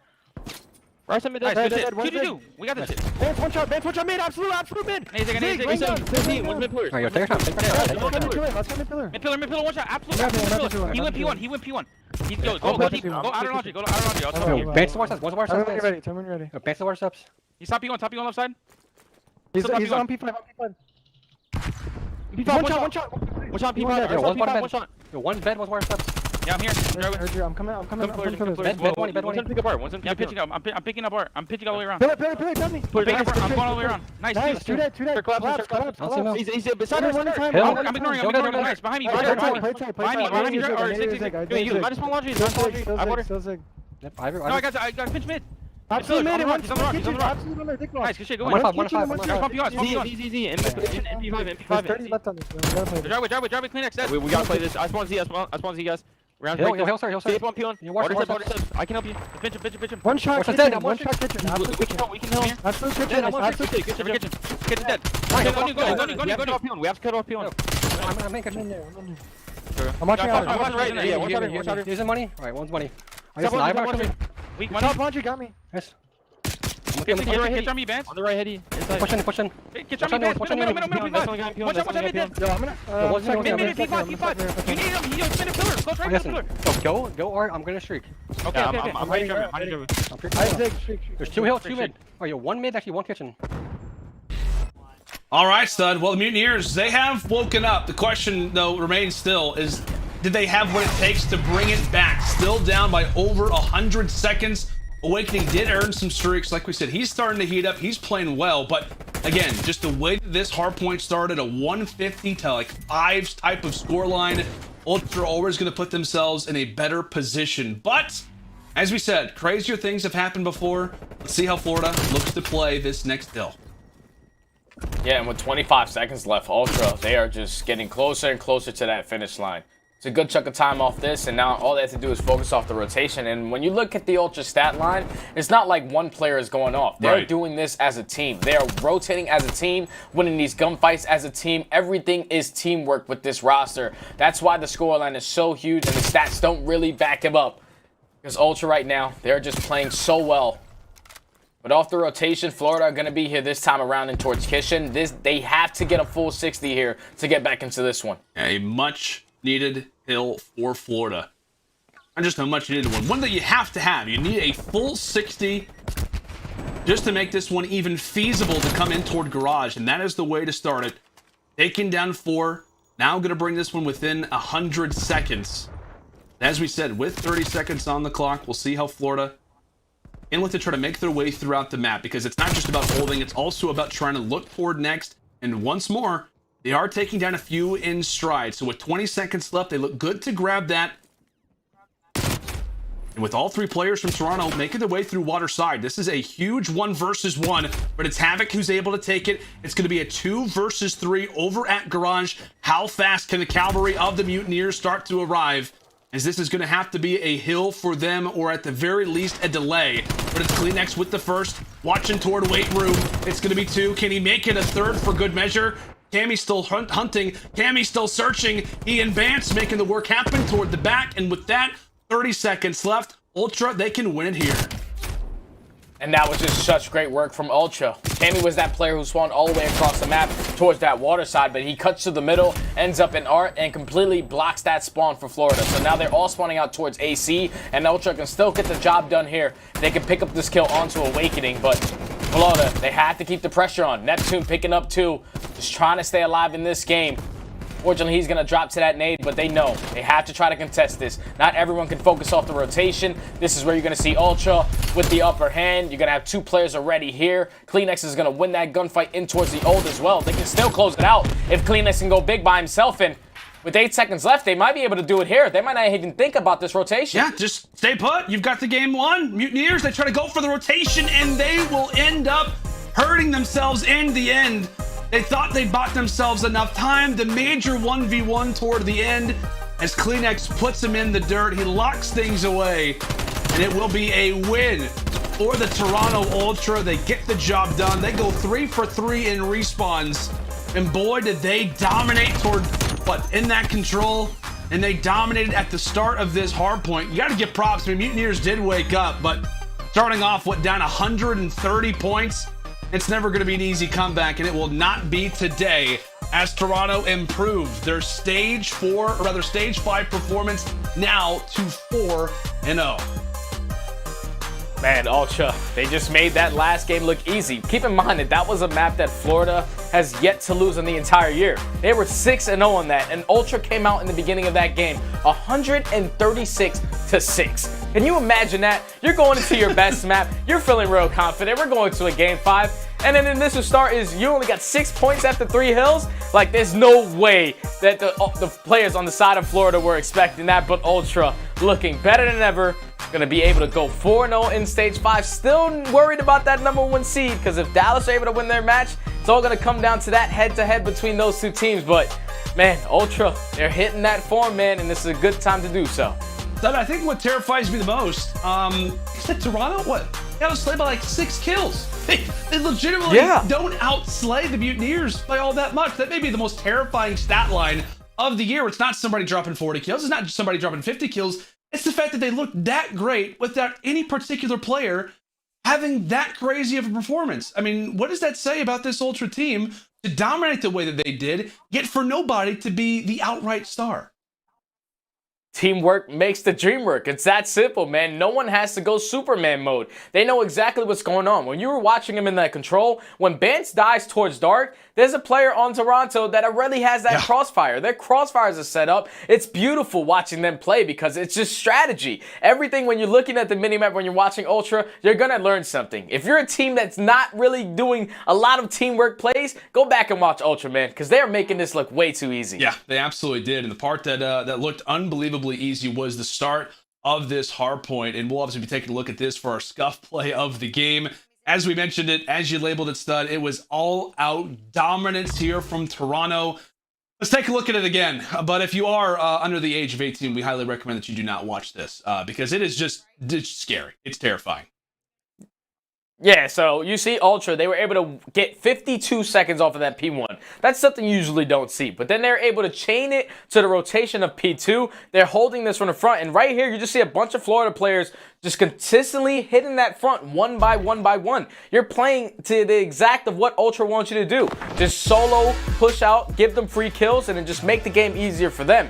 Then once that happened, they were able to pick up a couple kills, push out immediately, and flip those spawns, man. Like, their teamwork, their awareness, their info on the game is just on point. And Ultra, like I said, looking great so far in Stage 5. Yeah, looking excellent. They start off the stage great versus Minnesota. They get to 3-0 versus LAG. They get to 3-0 versus Surge. And they also take down the Florida Mutineers in style in our final 2 maps. And they got a date with the Dallas Empire still. I know there's still, a debate in regards to seeding, how everything looks, and who can obviously take that #1 spot. So that heavily emphasizes that Ultra versus Empire match, which I believe is going to be going down on Sunday. But now for the Mutineers, man, experiencing their first loss, but you got to give them a lot of credit. Again, starting off the stage so well, 3-0 start, a respectable loss here versus the Ultra. Instead, they still have Minnesota Røkkr to face off against too.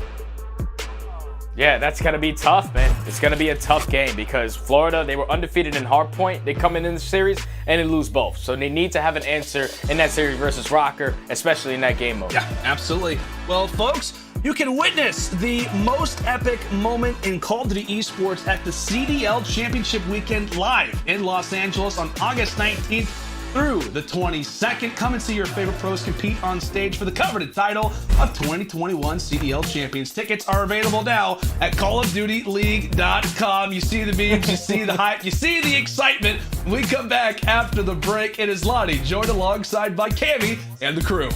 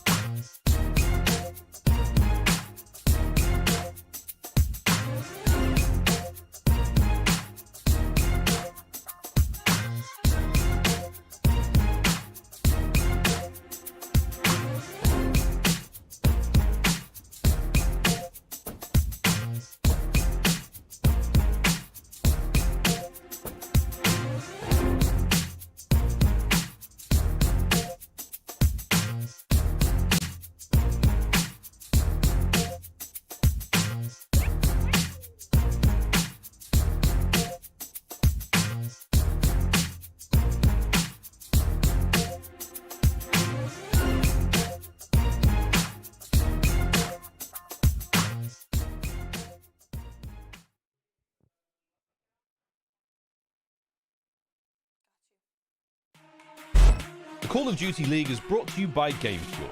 Unlock a CDL team pack with any purchase on gamefuel.com/CDL while supplies last.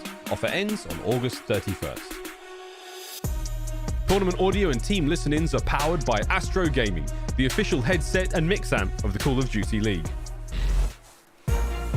Hello everybody and welcome to the GameFuel Victory Spotlight. You can see right now we have a little bit of a teaser trailer of the Toronto Ultra here before Cammy is joining me as well from Toronto Ultra. Your teammates, they're a lot of fun, Cammy, I've got to say. They are a hell of a lot of fun, you can tell right there. But you know what was really fun is watching you guys close this one out. Congratulations on the dub, man. I want to go straight into S&D. I think, you know, I often talk about how amazing you guys are, and I will do later on, but Search was pretty, you know, I'd say maybe disappointing, I think, for Ultra fans. You know, you went round 11.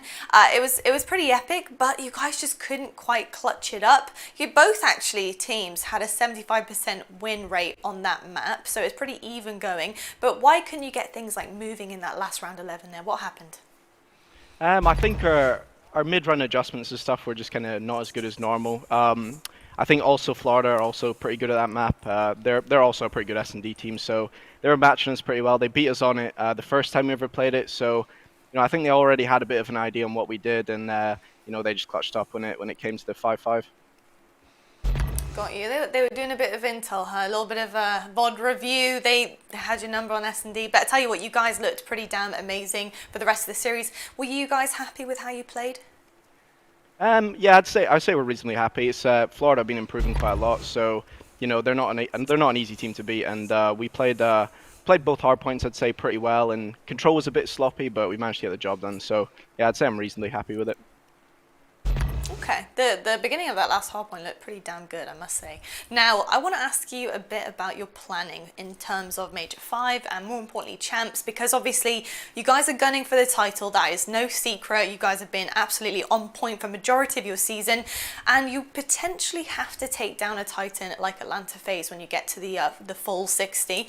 So talk to me about how you're going to approach that. Are you guys planning already? Is this something that you guys have considered? Is it just kind of like a, well, we'll just see when we get there, or is there more strategy to it? No, that we've been improving or trying to improve our bad hardpoint maps. I'd say control. I'd say we match Atlanta and the other top teams pretty well on that, and it's just kind of like an on the day thing. But with hardpoint and S&D, it's just trying to improve on our weaker maps, staying strong on our good ones, and then obviously just come the major that we actually put it into play. Love it, love it. Can't wait to see that put into play. Thank you so much, Cami, for your time, and congratulations again. Thank you. Well, there we have it. We've heard from Ultra. You know what? I'm running out of questions for these guys. They're so damn good. I don't even know what to ask them anymore. But I tell you what, I do know one thing is that they are going to be very dangerous heading into Major 5 and into Champs. So teams need to do a little bit more VOD review, I think, to try and take that dub from them. We're going to head to a quick break right now. But when we come back, I actually do have recording artist iLLeY on standby. I'm going to be talking to him as we get out of the break to find out who he's a fan of, what he's been up to. I know he's just had a tour, so we'll find out all of that good stuff and more.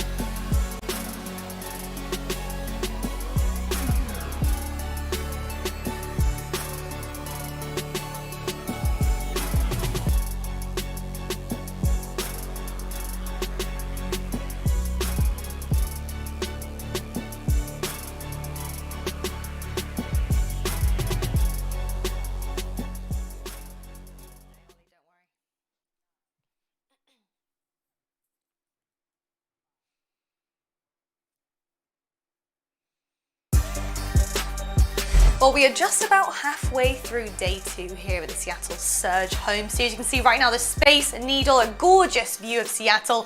But I tell you what is more gorgeous, that is iLLeY coming in to talk about all things to do with Surge, to do with his music. iLLeY, first of all, welcome. It's lovely to have you on the show. Congratulations, by the way, on your full-length album coming out and also your first tour. How are you doing today? Thank you. I'm doing well. Happy to be here. This is crazy. I watch this all the time, so to be on this show is pretty crazy.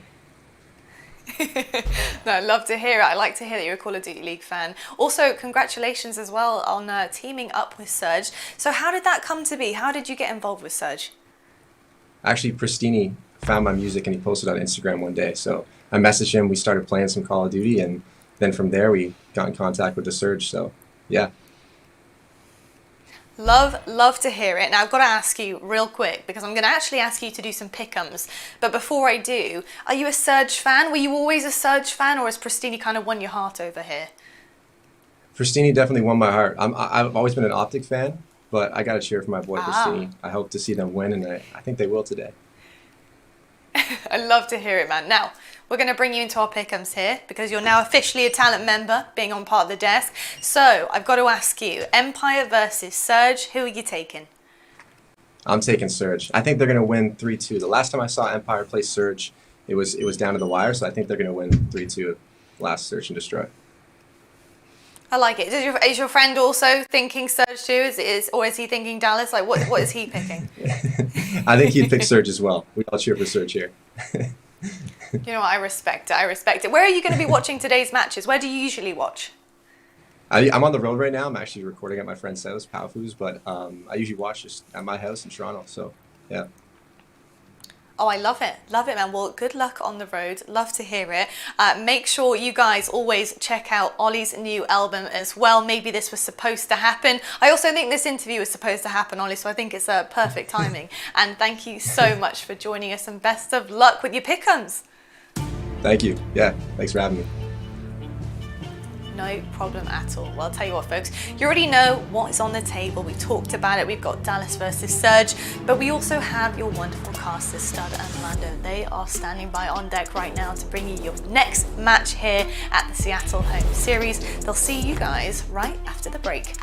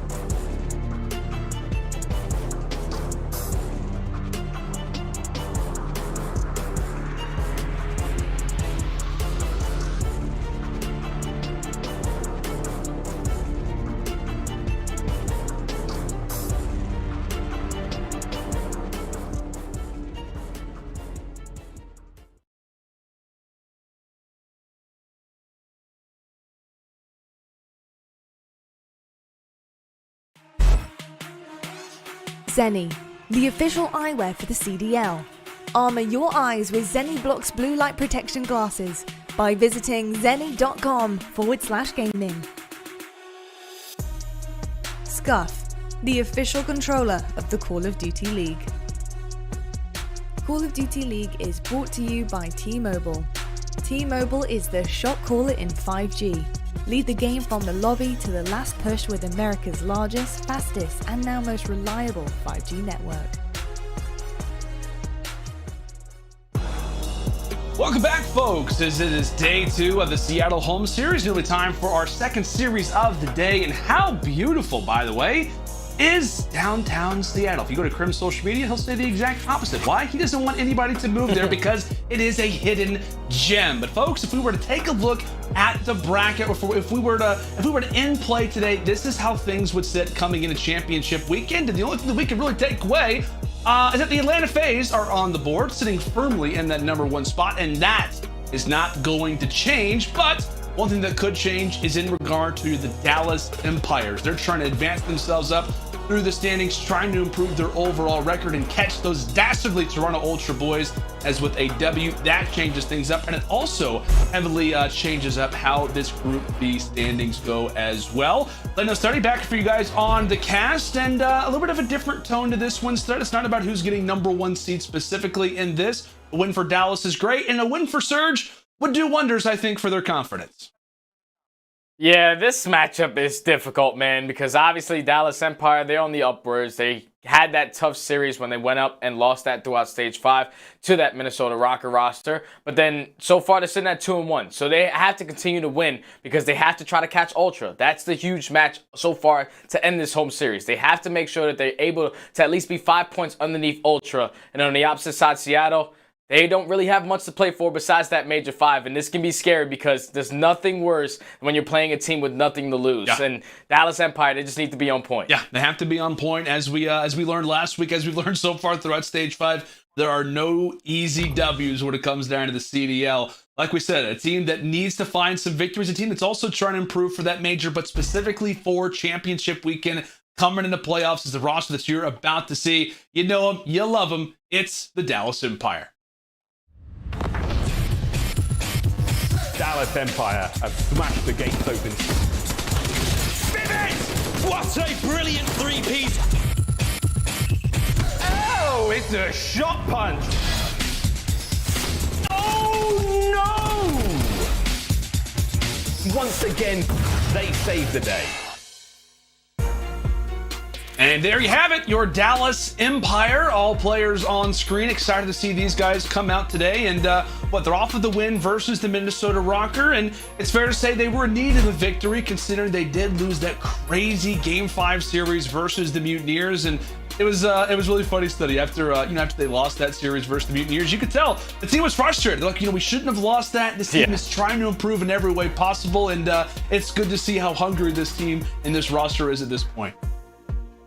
It definitely is, man. They have a great coaching staff. They got this new player in Vivid who's still trying to get comfortable with this team. He's never been on a team with this caliber of players, man. He has Shotzzy, who's up for the MVP. Crimsix, most winning player ever. And iLLeY, this is a guy who's a world champion in his very first year last year. So this is great, man. When you're looking at this Dallas Empire team, it's all about just getting more reps, trying to get that final form going into these last two tournaments. And I feel like right now, with that bounce back win over the Røkkr, this is exactly where they want to be. Just close enough to that second spot and just leading up to that matchup versus the Ultra. Yeah, and one team who could heavily throw a wrench into everything. We talk about planning for the major, planning for champs, could be this very team. It is their home series. They're looking to try to find their first W here in Stage 5. It is your home roster. Put your hands together now for the Seattle Surge.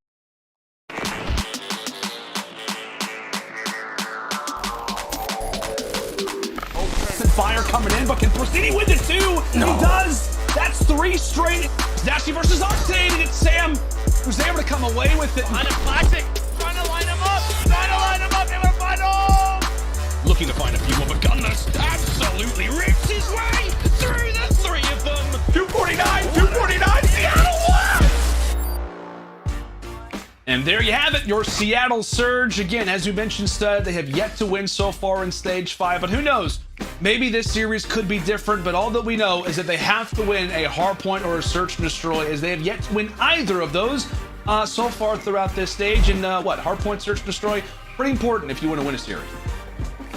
Yeah, it definitely is, man. This is a team who went to that Major 4, and they were 4-1 in hardpoint, beating some of the best teams at the mode. And then they find themselves coming back to the home series, back to online, and they have yet to find success there. They're 0-4 so far in this stage. They need to show improvements there, but also their S&D just hasn't been good, man. Since Stage 4, they are 2-12. So the last 14 they played, they've only won 2 of them. And that's just unacceptable. Seattle need to find some consistency in their game. But let's just hop right into our keys to victory for the Seattle Surge.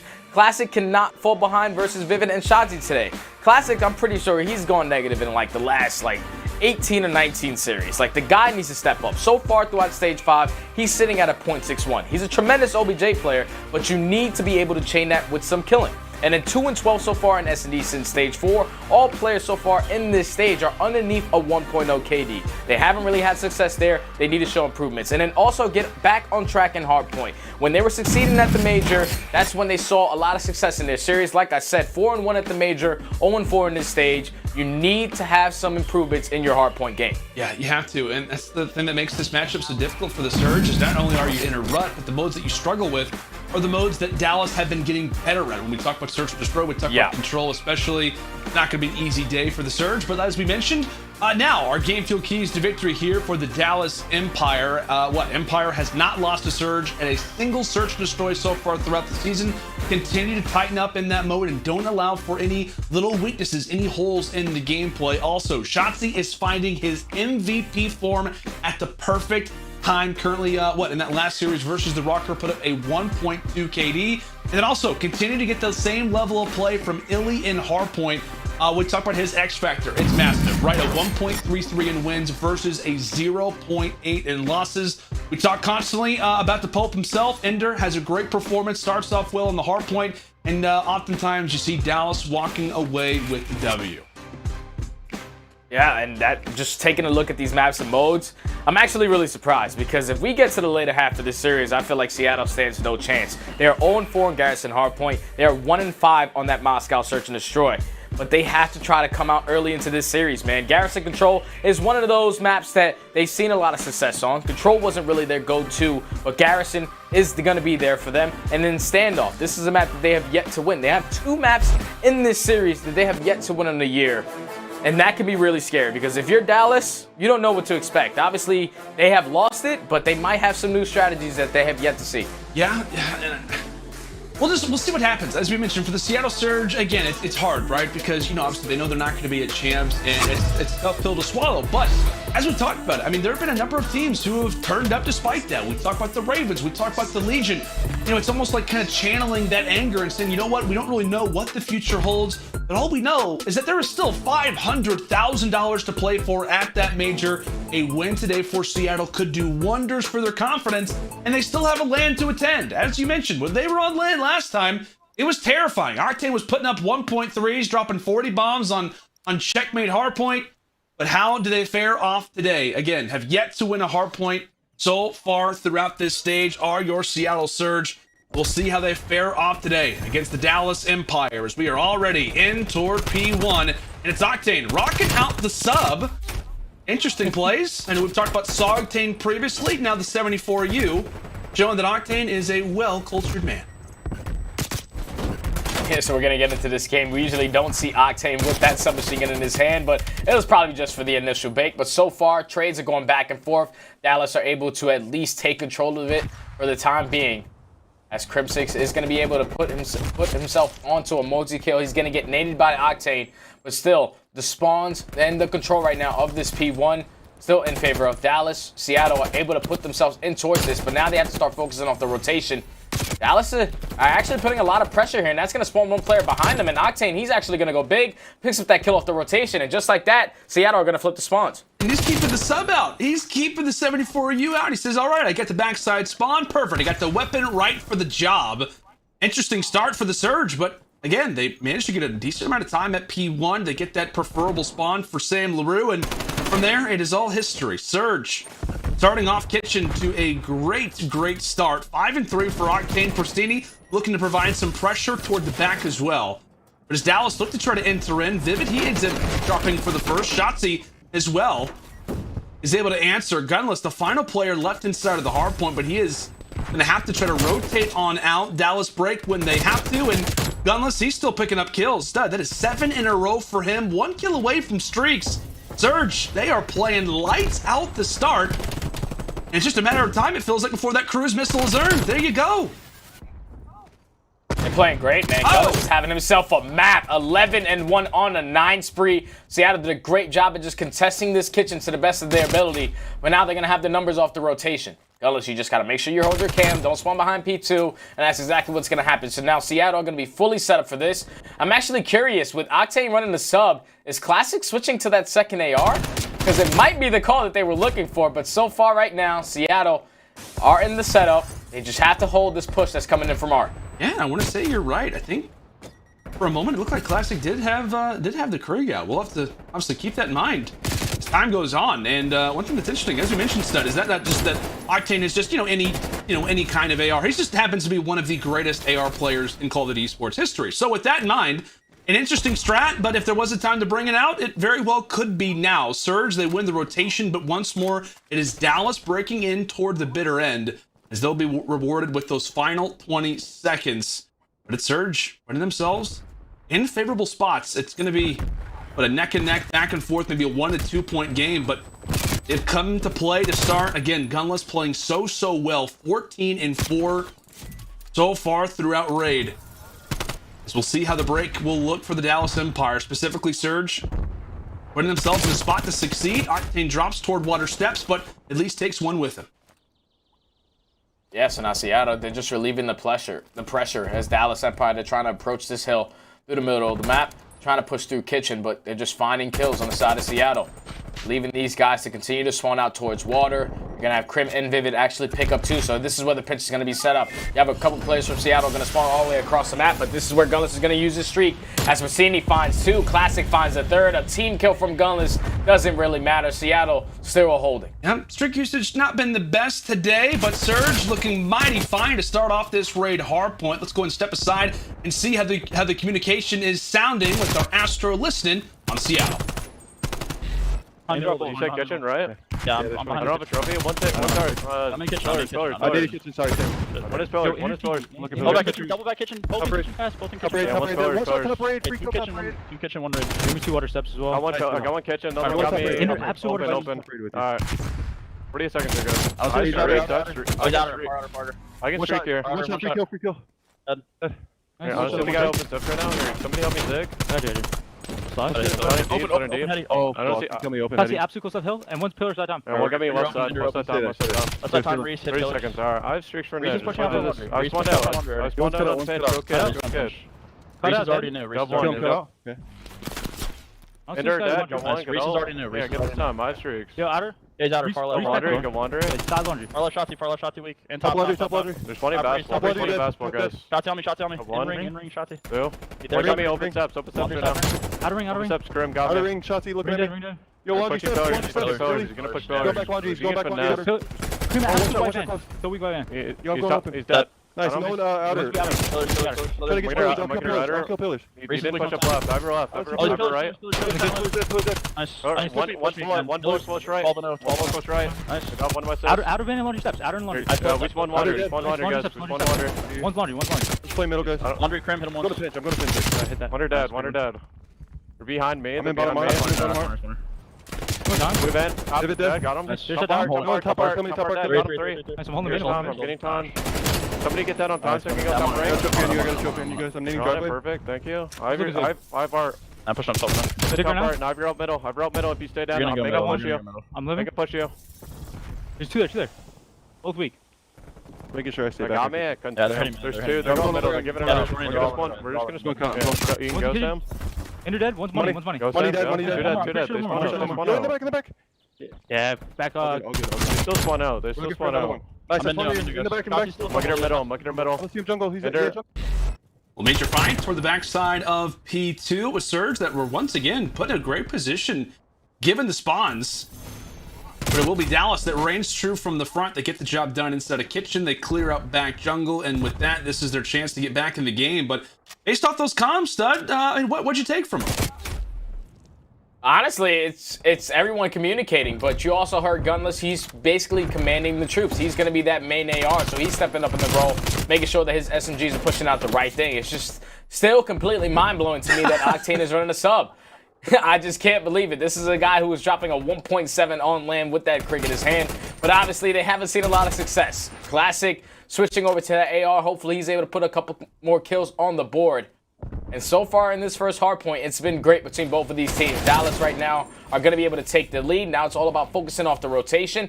And with 2 players here, Octane's going to be able to set up off this pitch. That's going to be 1, going to be 2. And just like that, Seattle are going to win the rotation. Subtane, I think. Subtane gets the work done to start, but is quickly met with fire. Hear those Dallas Empire players spawning toward front mansion. With that, the setup is broken. Made a solid attempt, as we mentioned, took down 2 players from back weight room. This Crimsix will handle and also toss out the nade. A nice little triple coming in from C6.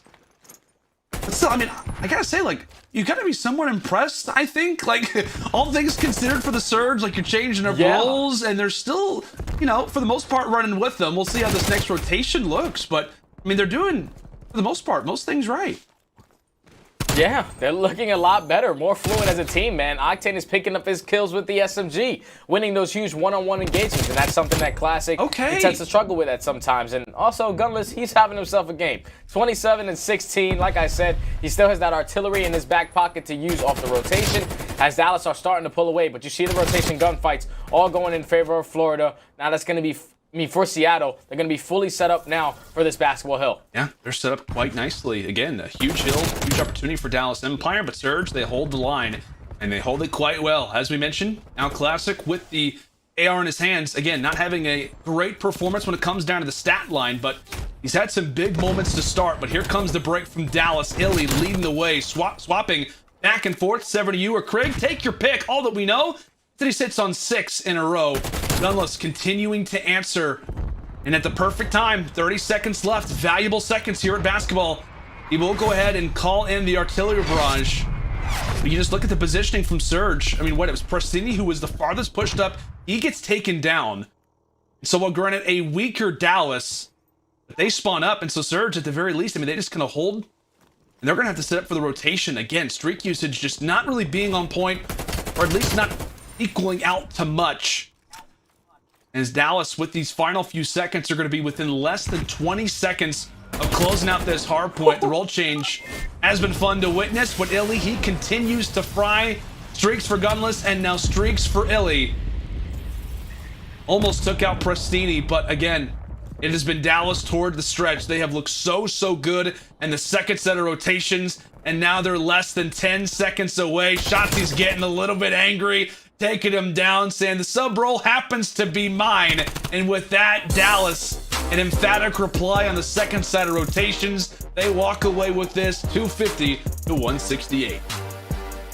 Just such a great job from Dallas right there. The game was close basically all the way to the middle part of that game. Once it hit the second rotation going into that P3, when I thought Octane was going to win that rotation battle as he found 2, there were 3 players from Dallas who immediately spawned towards AC, broke that immediately, and then were able to get a good chunk of time off that. And just going back to our keys to victory, our main focus in hardpoint for Dallas was iLLeY. This is their biggest X factor, and right there, he has himself a game, man. 26 and 17, picks up some streaks to close out the game, and that's exactly what he's supposed to do for this roster. Dallas walk away with the first one. Yeah, I mean, we went over his, his X factor in wins versus losses. We see him have a big game, and how great are those streaks? Obviously earning them throughout the basketball court.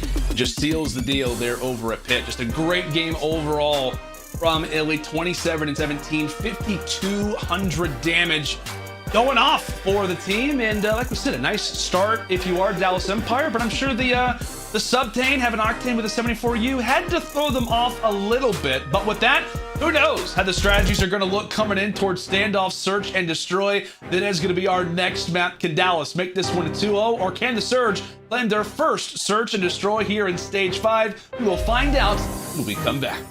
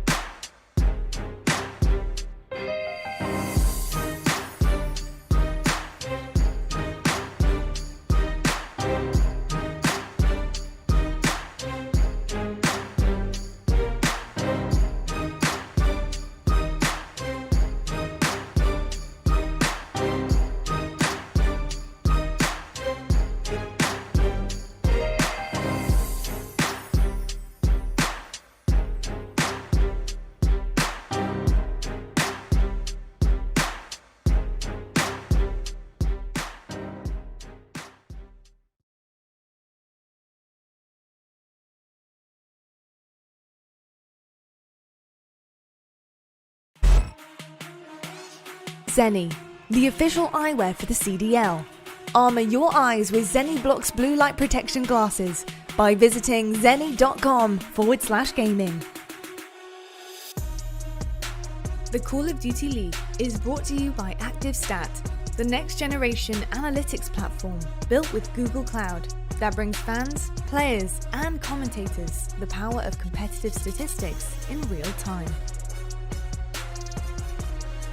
Get insurance savings and discounts from USAA, the official insurance partner of the Call of Duty League. The official Zinni Call of Duty League eyewear is here. Head to zinni.com/CDL to choose from all 12 team brand collections and get your signature Call of Duty League frames. Every pair comes with an exclusive case and cloth for your team style or signature league style. All of Zinni's Call of Duty League eyewear is available with Zinni's block lens technology, which armors your eyes against blue light. Hey, what, folks? I could definitely use some Zinnis because I feel like my eyes have deceived me. Octane running an SMG. In fact, it is true. I could use some of those wonderful, wonderful frames, but we got to talk, about this Dallas Empire team specifically in the Search and Destroy. Let me bring up our quick scope presented by Scump. And obviously for the Surge side, not great, right? So they sit at 13 and 25, 11th in CDL. But this has been a mode that, Dallas have been working on consistently throughout the year. And this is a mode that, you mentioned at the start, how this is a mode that you want to see them work on in regards to their map pool. Yeah, this is huge, man, because they're sitting at 500 even on the year so far. But if you go back to that stage 4 major when they played against FaZe, they were able to force a game 9 by winning a majority of those Search and Destroys.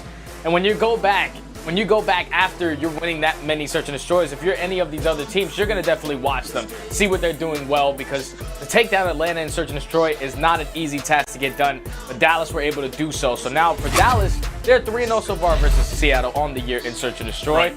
So like I said in the beginning, it's all about just expanding their map pool. They only have one map where they're over 500, and that's Miami. They're 8-4. But every other map, they're basically negative or sitting at 500 even. So they have to just work on getting more consistent at these other maps. Yeah, and how often have we talked about, top teams in the league, whether it's been Atlanta, obviously winning a plethora of their championships. When Toronto won theirs back in stage 2, a lot of the focus has been on that Search and Destroy. I know the focus has kind of changed. The old tales that was SD wins championships. I know that's been changed up a little bit. Yeah. We talk about certain dynasties maybe being more dominant at respawns in particular, but this year it just seems to be teams who are more well-rounded in the Search and Destroys seem to be at the top echelon of the competition. But here we go. In toward the round 1, Dallas Empire on the attack, losing iLLeY. Start this one off. So far for Dallas throughout this season, Stud, it has been the Shotzzy and Crimsix show on standoff, both at around 1.1s. iLLeY and Vivid, not exactly the same. Again, this team looking to, get the 4-4 record. They currently sit in 3-4. W today would put them at an even record for the most part. A lot of things on the line here for Dallas, and so far, Crimsix, nice reply there on to Gunless. As well as continue to make some noise over in top wood, and with that, Vivid catches out Prestinni, now setting up for the play at that A-bomb site. And he's not even going to plan it. Shotzzy's just going to immediately push up and get that kill onto Octane. So now it's classic, all left in a 1v3. When Seattle started off the round with the man advantage, immediately it's just 3 straight kills coming from Dallas. Make it 4. Even when they drop the man right there, Crimsix still puts himself in a position to even up the numbers and then plays his life beautifully. But it was all on just the switch up from Vivid, because he was that guy who's sitting around the middle of the map. He knows that one player is going to be sitting out towards Deli. He immediately pushes as that player gives up his position as he's trying to shoot at Crim. And they just played the numbers correctly, man. Shotzzy was in no rush to plant that bomb, chases the kill onto Octane, and then eventually they work it together, man. Dallas walk away with a good first round. Yeah, good first round, solid one for them. Surge only put up 1 kill on the board, and really speaking of single digits, Surge, as you mentioned, Stud, 2-12 in their last 14 S&Ds. As we hop in here into round number 2, what do you want to see Surge do differently?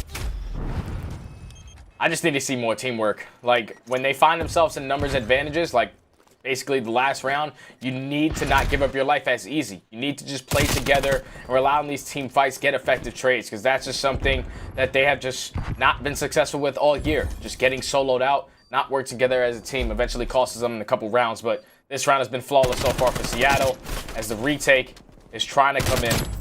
Shotzzy on the flank, though, able to take down 1. 25 seconds left in the 1v3. This is basically impossible. Seattle, come out and take that round, tied up at 1 apiece. Yeah, a good responding round there from the Surge. I think majority of that, it's credited over toward Nicky D. As we said, had a little bit of a rough performance in that raid hardpoint with the Krig, but maybe feels a little more comfortable with the SMG, gets down the objective, sticks Vivid with the nade, and also takes down one of the final players of the round, arguably one of the most important. That would leave Shotzzy, as we said, in that 1 versus 4. So well played there from Classic, and as you mentioned, Stud, just playing around each other. Again, Classic goes big in the overall department in terms of just score, right? Gets the objective down, gets 2 kills to go along with it. More of that, I think, is the way that we would describe in regards to the Surge.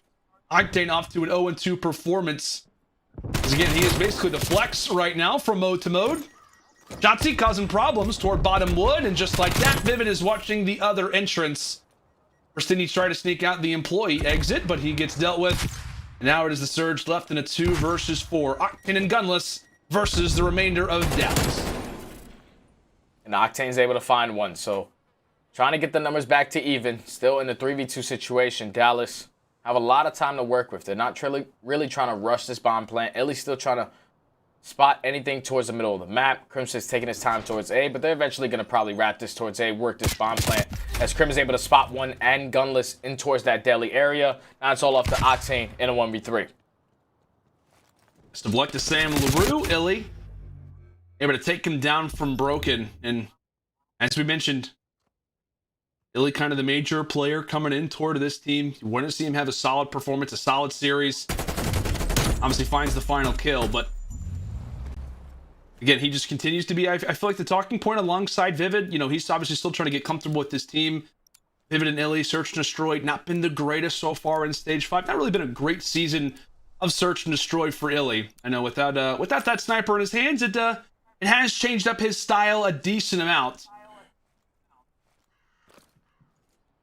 We just continue to talk about just that complete roster stud, you know, which team can kind of have all 4 players going off at one time, and been fun to see Dallas really start to improve. They go to that grand final at the end of the last stage. They'll look to be doing similar things coming into Stage 5, but a lot of that, as you mentioned, hinges on this mode in Search and Destroy. Yeah, and with a minute left, you see the setup from Dallas. No one is moving. They have a lot of crossfire set up. Crimsix is going to be able to open up with the first blood. So now Seattle, they have to put a step on it. They have to try to be aggressive, or at least try to even up these numbers quick. Because Vivid, he's able to at least spot this one player into his back alley. You know it's Classic. You know he's carrying the bomb. So they're still just wasting time, but Crim is actually able to find the second, Shotzzy with the third, and just like that, Prestinni left in a 1v4. Oh, Prestinni quickly gets involved in a fight. Maybe a little bit too close quarters for him, and I swear that Crow was actually trying to give away Vivid's angle where he was holding him. I mean, he was calling out. He was trying to tell him exactly where he was. Hey, he's right here. You can literally take him down whenever you'd like, but it was well played once more from Dallas, valuing the numbers, and Surge just continue to get picked apart. You see him have some good moments here or there, but Dallas, again, dominating in the early toward the middle side of the round. Surge, only 1 to speak of through our first 4, and this is a huge one for them. Octane, as we mentioned, 1 and 4 now. On the other side, Shotzzy and Crim combining for 10 and 2. Great performance for these guys as they continue to make waves on standoff S&D. Octane, the sole man toward the backside of A. He could very well get punished if he's not careful. Quickly gets out of dodge, repositions, and takes down Vivid for the first blood. And that's a huge kill, because then that leaves the opening for Prestinni. You see him approaching towards backside gas station. I don't think any players from Dallas are going to be worried about this. You see number 7, he's consistently turning his back, but he might just get some bad COD timing. Prestinni was able to sneak through, so now it's on Crim to try to pick this up. He's going to read it, but Prestinni's able to win that one-on-one. Just like that, Prestinni's able to come through the flank, find 2, all left up to Shotzzy and Seattle. They're able to complete the retake. Both 2 kills from Octane, 2 kills from Prestinni, able to close out that round. Yeah, such great plays from Prestinni on the flank, cutting down the Empire. You always discuss Route Man gets paid, and Prestinni earning his dues here. A huge round for him. It's just so weird. It's just so strange. Like, we go from Prestinni, then to Octane. Octane has the 74U in his hands. It's not something I think I'm ever going to get used to, but yeah. As we said, they get it done here in this round, and a saving one for them, just keeping things ever closer. As we said, yet to win a Search and Destroy so far in this stage, and it's like I said, it's Not a great record. 2-12 in their last 14. So far in standoff, hanging with Dallas. You gotta imagine, iLLeY brings it up a little bit, how much different the score can look. Now it's on to Surge here on the attack. Some early utility tossed out, maybe even a nade to go along with it. Prestinni not too thrilled. The explosives a little bit too hot to handle. He'll have to dip on out, maybe tag up his teammate to try and take the fight, but the explosives will continue to rain. Classic jumps on through, finds the first blood. However, that's traded out from Crim, as he'll take Octane along with him, now giving Dallas the numbers. Prestinni and Gunless still with the bomb. Crim is dominating right now in the first blood column. He's just slowly just picking these guys apart, as Seattle are trying to play for trades, but now they found themselves in a 2v3 situation. Shotzzy already pushed up behind them. So now if you're Prestinni, what bomb site do you decide to go to? He's going to just try to sneak up the middle of the map. And this might be an opening for him. It's all about if he can get the timing right. And with Gunless picking up that kill, I don't know if Crim's going to be able to give that call out in towards the kill cam, but they know where Gunless is. They just have to try to locate Prestinni. You see Shotzzy slowly creeping up in towards wood. Is he going to check this corner? He's able to spot Preston. He's going to win that engagement too. So if I'm Prestinni there, you got to try to stay alive. You don't want to die. Gunless is right in that corner. It's an easy kill for him. But now it's a 1v1 with only 10 seconds left. You have to grab this bomb and plant it. He might not have enough time. Yeah, Pierce is sweating it. He's not going to be able to get the plant down, but is he going to check right? He doesn't look toward his left. Oh my goodness, the timing. How that could have worked out for Gunless, that he had his stick turned a certain way. I thought he was going to look both left and right as he entered in toward Delhi. But again, just the chaos of how that round ends out. Again, it's a 2 versus 2. Prestinni with the bomb.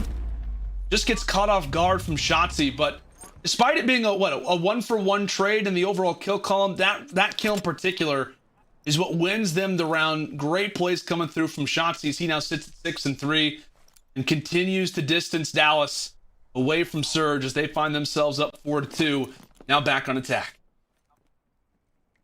Yeah, and you see the aggression coming in from at least Seattle, pushing towards back alley. It's going to be Classic being super aggressive towards Gas, but now he has to back down because the pressure's going to be here. They're not slowing down either. They said, hey, it's Classic. We're going to full on send it. And that's exactly what happens as Vivid's able to take down one. The trade comes in from Prestinni, but Shotzzy's there to immediate answer. And just like that, Dallas have the man advantage in the 3v2. I don't know. It just feels like kind of an odd challenge for Prestinni. Okay, who cares? Gunless lines up 2. All of those thoughts completely wither away after an emphatic 2-piece from Gunless. Big P. Lining 2, Crim. A lot of work to do, but has some time to do it. 35 seconds on the clock. His house was built in 1928. He can literally do anything he wants. Classic spots him and tags him up. Crimsix try to build the solid foundation toward the later stages of the round, but it's the Surge who are there to sniff him out. Oh boy. That 2-piece is going to ring in their minds for a while. Yeah, Seattle staying alive in this one. That was that swing round. You cannot allow it to go 5-2 instead of 4-3. And Seattle, they get the answer. So now what can they do on this offensive side? Dallas Empire are dominating right now in the first blood column. So that could be the first answer. Someone needs to open up with the initial kill. You see the early aggression once again coming in from Dallas. This is the same exact setup. You're going to have Crimsix playing by himself at A. Number 7, which is going to be iLLeY watching in towards top wood. Then you have Mr. Shotzzy, who's going to be in the middle map watching that entire cross to help with the crossfire on the Crimsix side. This is going to be a difficult setup to break in for Seattle. With a minute left, they have a lot of time to work with. Indeed. Shotzzy, just right around the corner from Classic. Shotzzy has to be able to hear these steps, so he's given quite a bit of call-outs toward his squad mates. And you see Crim, quick adjustment, goes from the tractor now toward the street. iLLeY able to reply with the first, but Shotzzy's got other words to say. Takes the head away from Classic. But Prestinni looks to even the numbers. Gets the nice angle. They're on to Vivid. And now we're into the 2 versus 2. 25 seconds on the clock. But a bomb that still has to be planted.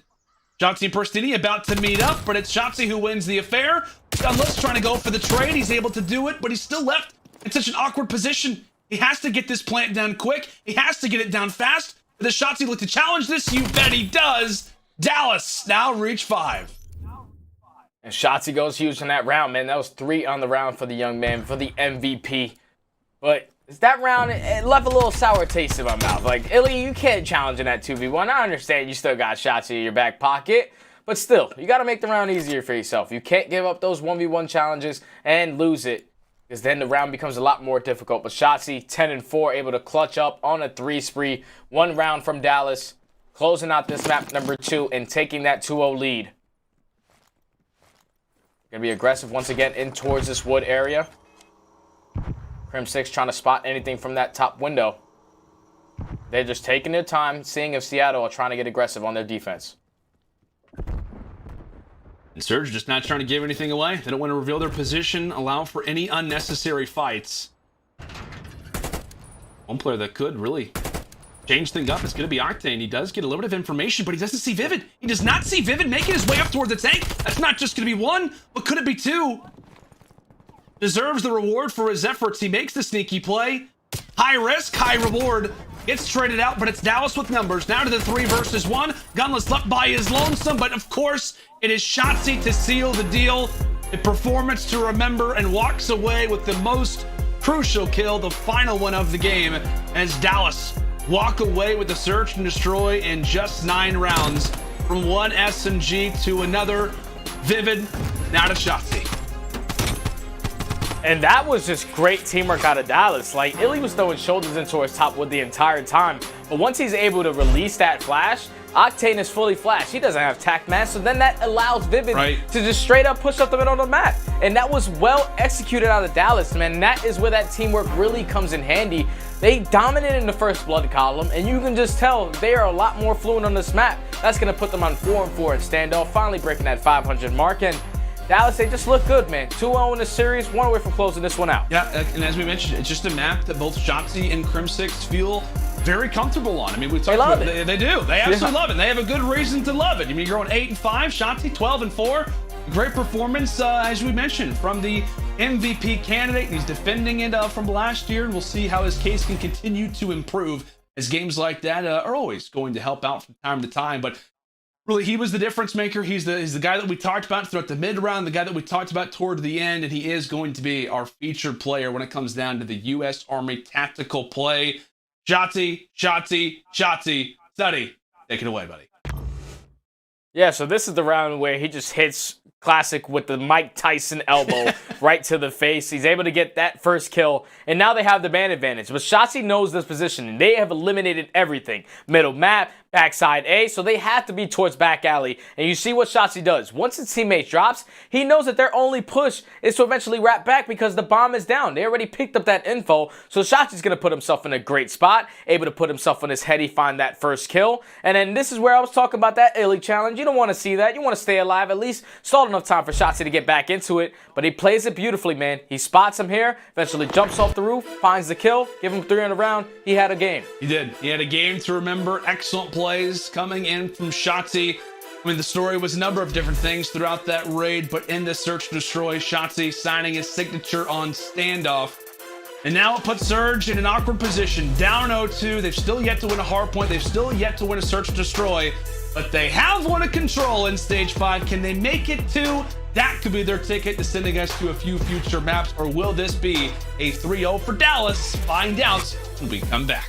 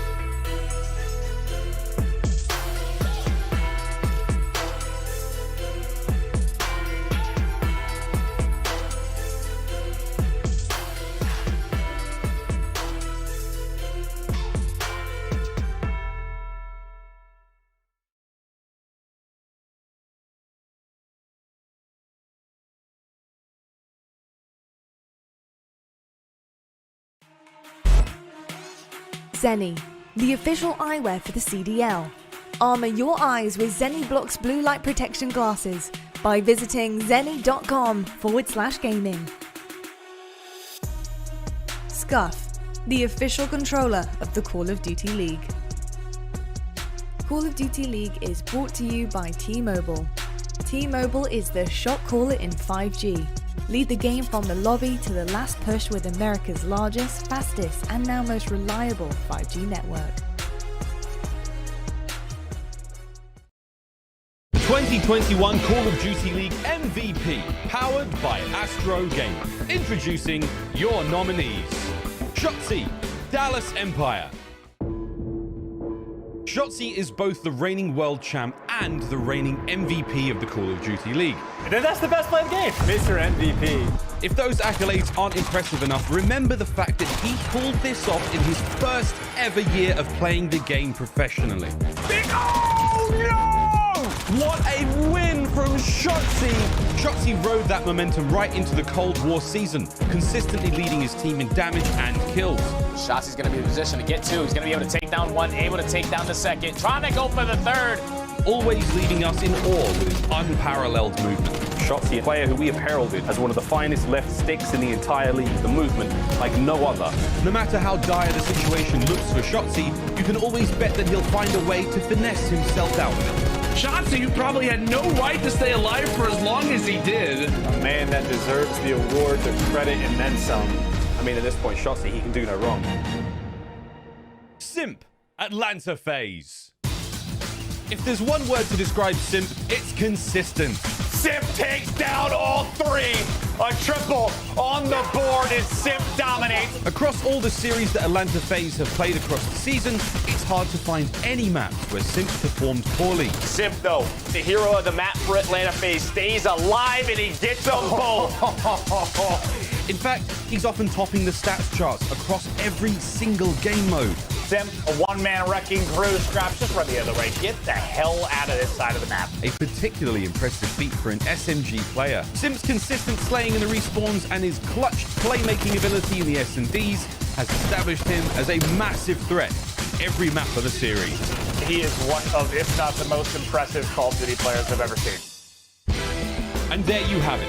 Your first two nominees for the 2021 Call of Duty League MVP, powered by Astro Gaming. Those are two of our MVP candidates. Shotzzy, of course, being featured in this game. And plus, I'm going to ask you this. I mean, what do you think that Shotzzy has to do to reclaim, to defend that MVP title?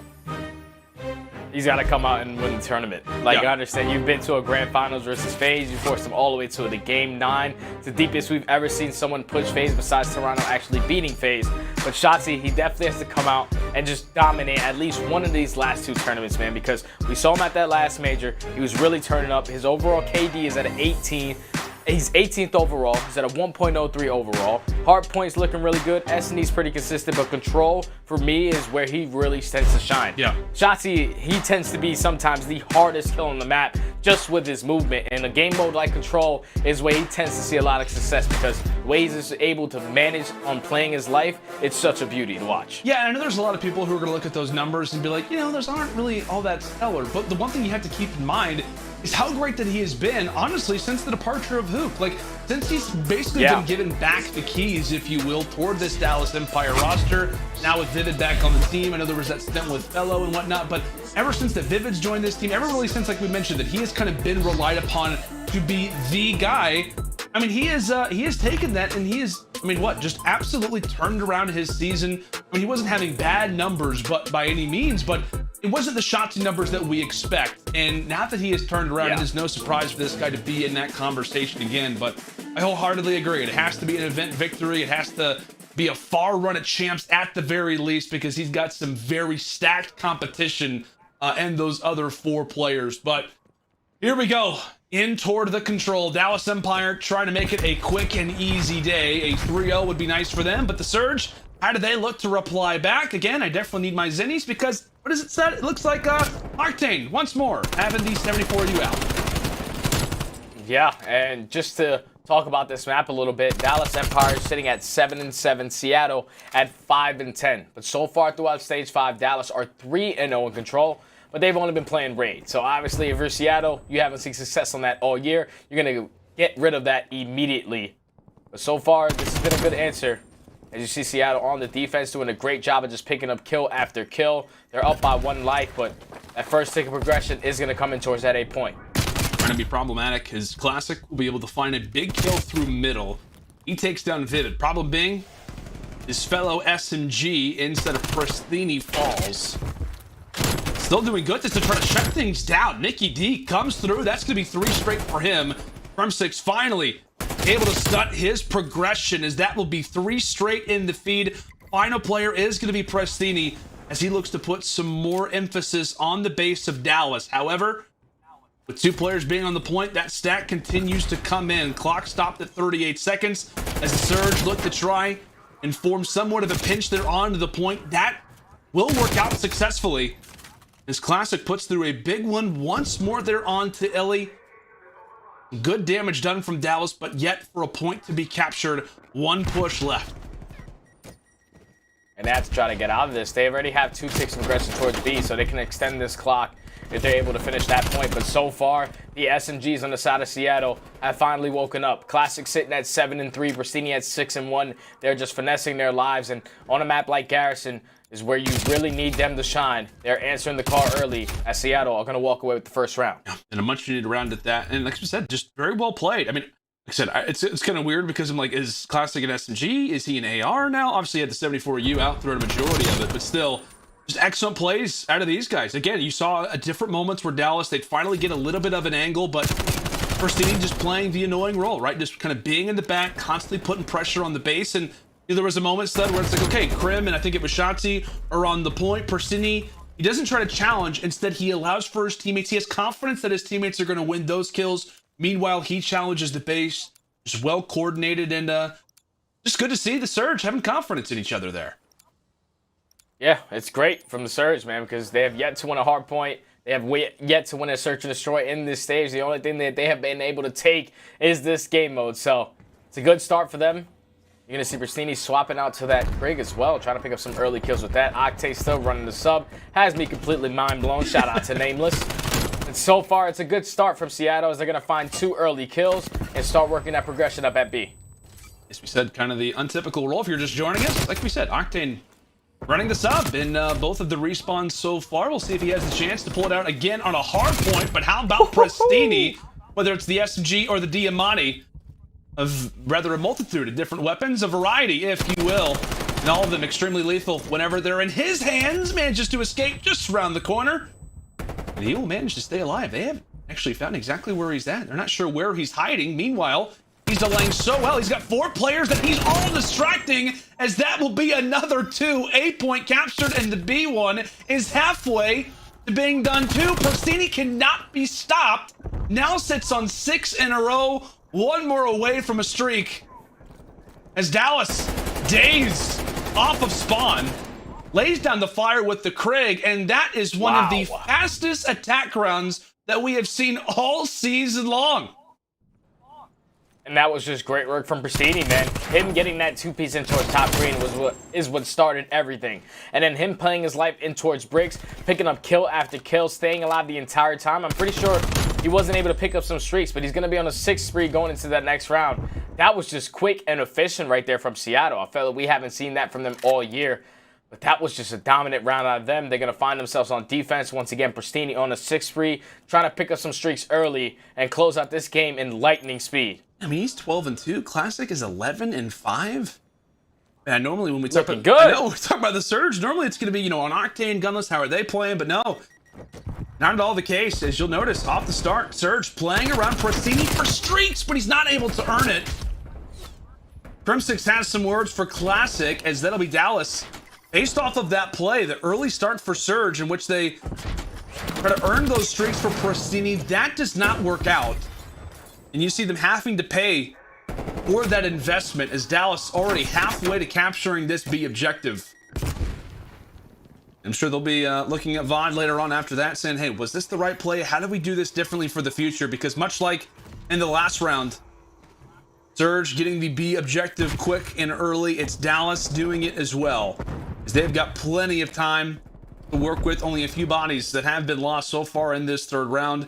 Dallas looking good. Possibly put one up on the board as Shotzzy starting off with 2. And that's going to be the pinch. Now you have that player coming in from top green. That's going to be a clean 4 dead. The stack is going to come in. Okay. And it's moving so fast. There goes the first segment. There goes the second. And I don't think that any players from the Surge are going to be able to get here. And Dallas respond with a very quick round of their own. Are able to walk away with the offense in dominant fashion. Now stay alive in this game. Down 2-1.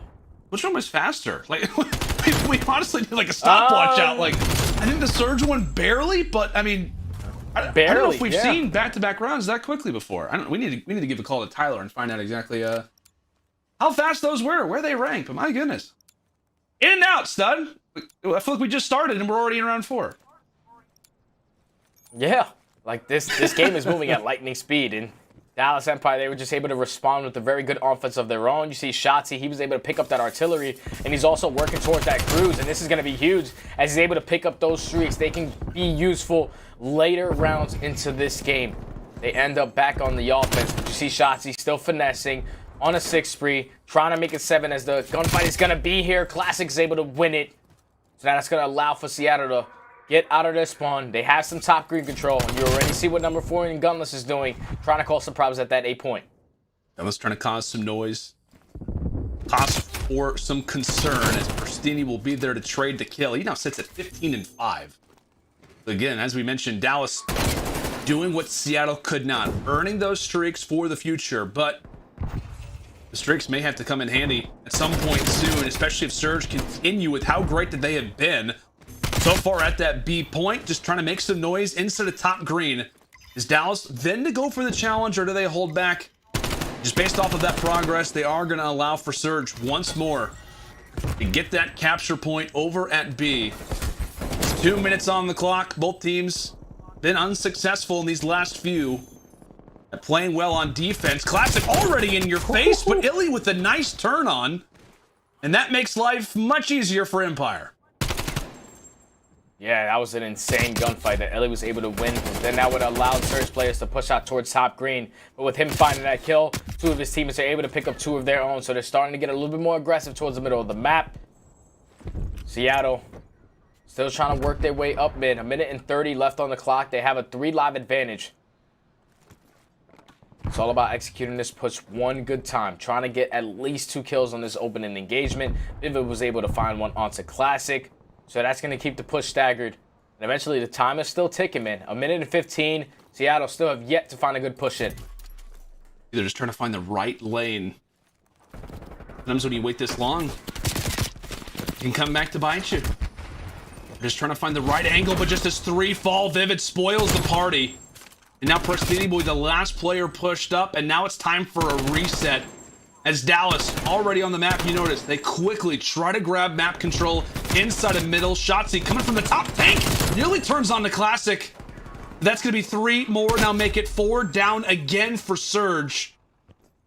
Just a matter of, what, 20, 25 seconds. Surge go 8 players down, and now that life count totally gets changed up. iLLeY now finds himself on 5 in a row. Vivid does not get away without having to pay for his troubles. iLLeY does get dropped, and I don't believe that he earned streaks. This is going to be a round toward the Dallas Empire. As we discussed, some very solid play on the attacks, but Empire just say, oh no! Down 2-0, they come back and win the next 2 straight. Then we have got ourselves a round 5, my friend. And you just got to keep in mind that Shotzzy did not use any of his streaks. That's like, right. They're going to have that. And I'm pretty sure that both teams are tied in segments. So it's going to come down to those kills. And I'm pretty sure that Dallas is outslaying right now. So they should be able to walk away with the defense in this round number 5. You got those streaks in the back pocket. All you have to do is get a nice clean 3 to 4 down. And eventually set up that spawn trap like they just did towards the very end of that last round, man. Crimsix on a 5 spree. Shotzzy, once again, still has those streaks to work with. Seattle need to try to have a response here. Octane sitting at 10-19. Still running that SMG. It's throwing me off a little bit, but he needs to try to turn up in this last round. It's kind of weird to say, but hey. Like I said, consistency from the entire Surge roster outside of Octane. We'll see what he can do. Again, plays a major role when it comes down to this round 5. But can it be 3 straight out of Dallas Empire? How punishing has Shotzzy been from this vent position? Seattle start things off well, but this is a major gunfight. Gunless is able to take it. Big P is able to get into the top green and now cause some noise over at that A point. And he does start things off with taking down Vivid, but here comes Crim. He's actually earned a streak as well. Keep in mind, he actually sits on 7 in a row. So that dominance after the last round, now catering into this one, as that's Octane and Classic getting taken down from the streak. As that has really been what this entire map has all been about. The streak usage, who has them, who does not. Can it be a 7th kill in a row? Rather, excuse me, a 10th kill in a row for Crim? Can it be the artillery, just a few extra shots? Or excuse me, for the cruise missile. 30 seconds now for Surge to work with. And they are trapped in the back of their base. And it's only a matter of time before it becomes a streak party. Shotzzy has both in his back pocket. Cruise missile just came in for Mr. Crimsix. So now with 20 seconds left, Seattle, they have to try to do something, man. They have to try to get on this point, but it's going to be so difficult as here comes the streaks from Crim. 10 seconds left. He knows the positioning of some of these players. They have to be sitting inside, but Shotzzy still has these streaks to work with in the backside as well. He does indeed, but Surge, they get onto the point. They're able to hold, and you see with 3 players now at B, they start to stack. Shotzzy, though, is going to call on the streak. Keep in mind, there is 5 seconds on the clock. If they hop off that point, it's going to be done. Octane, though, still alive. He's the final player, and those streaks will call it a game. Shotzzy putting in the work, calls in the streak from above, and you see the smile, the smirk on his face, as that will close out our series down 0-2 in the control. But Dallas, they win 3 rounds straight to find themselves a lovely 3-0 sweep. And that was just good work from Dallas. They went down 2-0 nice and early. Like Seattle, they were looking like a completely different team. You had Classic, who was playing really well. Prestinni, who was picking up some early streaks. And they went up 2-0 in pretty dominant fashion. That offense was super quick. But then Dallas with the immediate response. That you see it on the screen right there. They're 4-0 in control. But with the immediate response in that very next offensive round, they were able to take B immediately, get towards that 8 point, and just make that a quick round as well. And then the last 2 defenses they had, they made the proper adjustments. They did not go a clean 4 down. You had players who were consistently being nuisances like Shotzzy, like Vivid, running around those little vent areas, going through underground, just being so annoying, which allowed the ARs to really set up, man. Shotzzy picks up some streaks going into that next defensive round. And then also Crim, on that 5 spree, is able to get a couple kills into the next one, and then it's just streaks galore. It's impossible for Seattle to try to get out of their base when there's that many streaks on one side of the board. Yeah, and we just talked about it. I mean, we get back to that conversation. If Prestinni earns the streaks, granted it was early, maybe that could have been, you know, that 3rd round that they were hunting for throughout those last 3, but just a rough game here for Octane, which again is really strange to see. Again, you see he has the 74U, goes 11 and 25. Just at 74U, just seems to be bad luck for whatever reason for any Seattle Surge player that happens to have it. They have their moments, but it just was not their day. The home team, unfortunately, going down in an 0-3 loss. And Ollie's predictions, not exactly accurate. Maybe another day, maybe another time. But like we said, man, it was just an all-around solid game from Dallas. They answer back when they need to, and specifically the guy that we talked about coming into that control, Shotzzy, right? He has a big game, has a big performance, and boy, did those streaks come in handy. Yeah, they definitely did, man. But Dallas, they just do what they need to do. They took care of business here because the big picture now is that series versus Ultra. Right. Ultra win today, Dallas win today. It's still that 5-point deficit, man. If Dallas can come out with that same fire, probably a little bit of improvements in their search and destroy. There's a couple rounds where iLLeY, that ego child, is still in the back of my mind. You got to make sure you don't allow that to happen versus the top teams. But they just handled the business here. Now it's all about the big picture, trying to get that 2nd seed in that match versus Ultra. Right, of course, which is what it's all about, right? This team is trying to improve, work on the little things to improve for the big things. And speaking of a big thing, our scuff play of the game is the man, Shotzzy, our Astro MVP, goes big with the streak toward the end. Stud, I mean, walk me through it, man. It's heartbreaking if you're a Surge fan to see this. Yeah, there's only 10 seconds left. Like, they were able to get a couple kills out of their spawn, but Crimsix had some streaks. Eventually, his are going to get completely used. And then now it's all on Shotzzy. He plays it safe as well because he's going to be at that 8 point just in case a contest comes in. And then they know, Seattle, they have to stack this point. They have to try to extend this clock. And the more people that are on it, the faster it's going to go. But Shotzzy is able to find 2. Crimsix is able to eventually find that last kill as well. That's a clean 4 dead. Dallas, they just dominated in their last 2 defensive rounds, and it wasn't even close. You just see the smirk again. You just see the excitement on Shotzzy's face. He is he's on the naughty list, that's for sure. But it is Christmas in July after all, and he's not doing great in that department. Some coal for you, Shotzzy, but hey, like I said, he's feeling good. Team has to be feeling fine after a W like that. And as you said, man, it really sets up that series between Dallas Empire and Toronto Ultra, folks. That is one to watch. If you have any plans on what I believe is going to be Sunday, make sure to cancel those. You need to watch this series, as that will have massive implications for who is going to walk away with that first seed in Group B. And also something you have to pencil into your schedule if you haven't done so already, which I'm sure that most of you already have. Our 5th and final major is going to be going down. Folks, you can get some tickets. You get to be there on July 29th to the August 1st. Feel free to, of course, tune in, but you also have the ability to be there. It is going to be a blast. It's going to be a fun time, and we hope to see you there. Well, as we said, folks, home team going down in a 3-0 sweep. The Dallas Empire are feeling good with a W like that. When we come back after the break, it is Lottie, joined alongside by a very happy Vivid.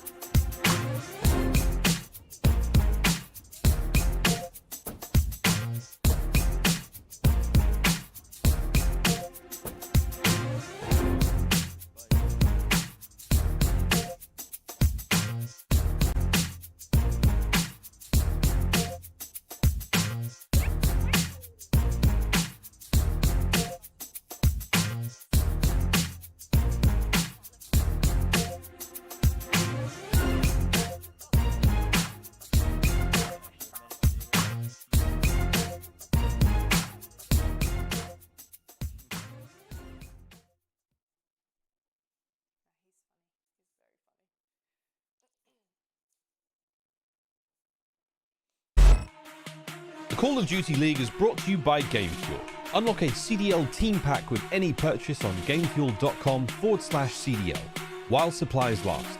Offer ends on August 31st. Tournament audio and team listen-ins are powered by Astro Gaming, the official headset and mix amp of the Call of Duty League.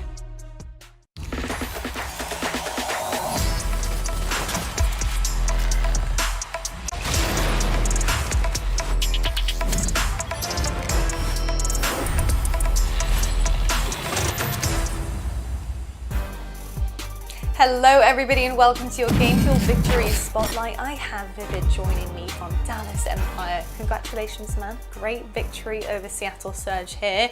I've got to ask you straight away, Vivid, about Control. Obviously you guys are really pretty much picture perfect, but Control, I've got to say, was a little bit different. Obviously you chose Garrison, not your best map, you know, not like Checkmate, but you chose it. I've got to ask why. Is it to do with practice heading into some other matches, some bigger matches? And if so, what did you get out of that close map? Yeah, we've definitely been trying to work on our Control map pool. At the major, we felt like we could only play like 1 or 2 of them, and we want to be able to play all 3 of the controls, so we wanted to get Garrison in there. And then towards the start of it, we weren't doing like what we talked about before, like going into like what we wanted to do to get better at it. And we just, the next 3 rounds in a row, we just did what we talked about and worked out for us. I like it, and I appreciate you not being able to give me everything. I understand, but it's good that it worked out in the end and you managed to seal that one up. Now, I've got to ask you, Vivid, you're obviously surrounded by some incredibly talented, experienced players, and not to mention some previous champions as well. I've got to ask you about your transition in this Call of Duty League scene, getting into this team. How has things changed for you in terms of your career, and what is it like to be on Dallas Empire heading into, basically heading into champs? Yeah, I'm definitely excited for champs, and being on Empire, obviously they're champs last year. And I think the biggest difference just from like my rest of the career to now is just how they go about things, and like what they do to get better is like just the extra work you do is insane, and just you're just always trying to win and nothing else. Indeed, the work ethic is huge on Dallas Empire, and I tell you what, you fit just like a glove, Vivid. It's lovely to see you on the team. Now, you have a big one on Sunday versus Ultra. It's been quite a back and forth affair. You guys have both been gunning for that second seed in champs. I've got to ask you, how are you preparing to take down Toronto Ultra? What have you guys got up your sleeve? We're just gonna go out there, try to play our game, you know. We know that like the last 2 times we played them, the first time we think we should have beat them, and then the second time we reverse swept them. So I'm looking forward to the third match and just do what we do and hopefully come out with the win. Well, I hope you do what you do, Vivid. I am very excited to see how this third match goes down. Best of luck for it. Thank you. Well, there we have it, folks. That is the last interview of the day. I have no more rappers up my sleeve. I have no more players also to interview, but I do have something potentially better, and I have Nameless waiting in the HQ right now on the desk. We're going to break everything we saw from today. We're going to talk about all the games heading into tomorrow, because obviously it's the weekend. We've got 3 games every single day. It's going to be epic. So I hope to see you there, and we will be right back. I can't even speak. I'll be right back after the break. Don't go anywhere.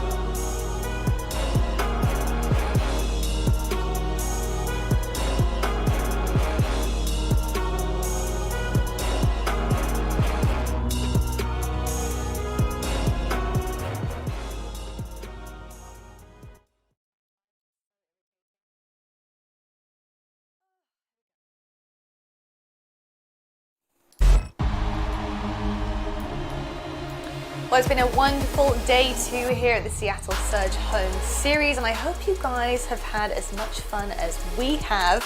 And based on things, I know a few of our teams have had fun, because look at the results here of our schedule presented by the US Army. Ultra, Dallas looking pretty good up there. Ultra did actually manage to lose one of their maps here, and Dallas managed to 3-0.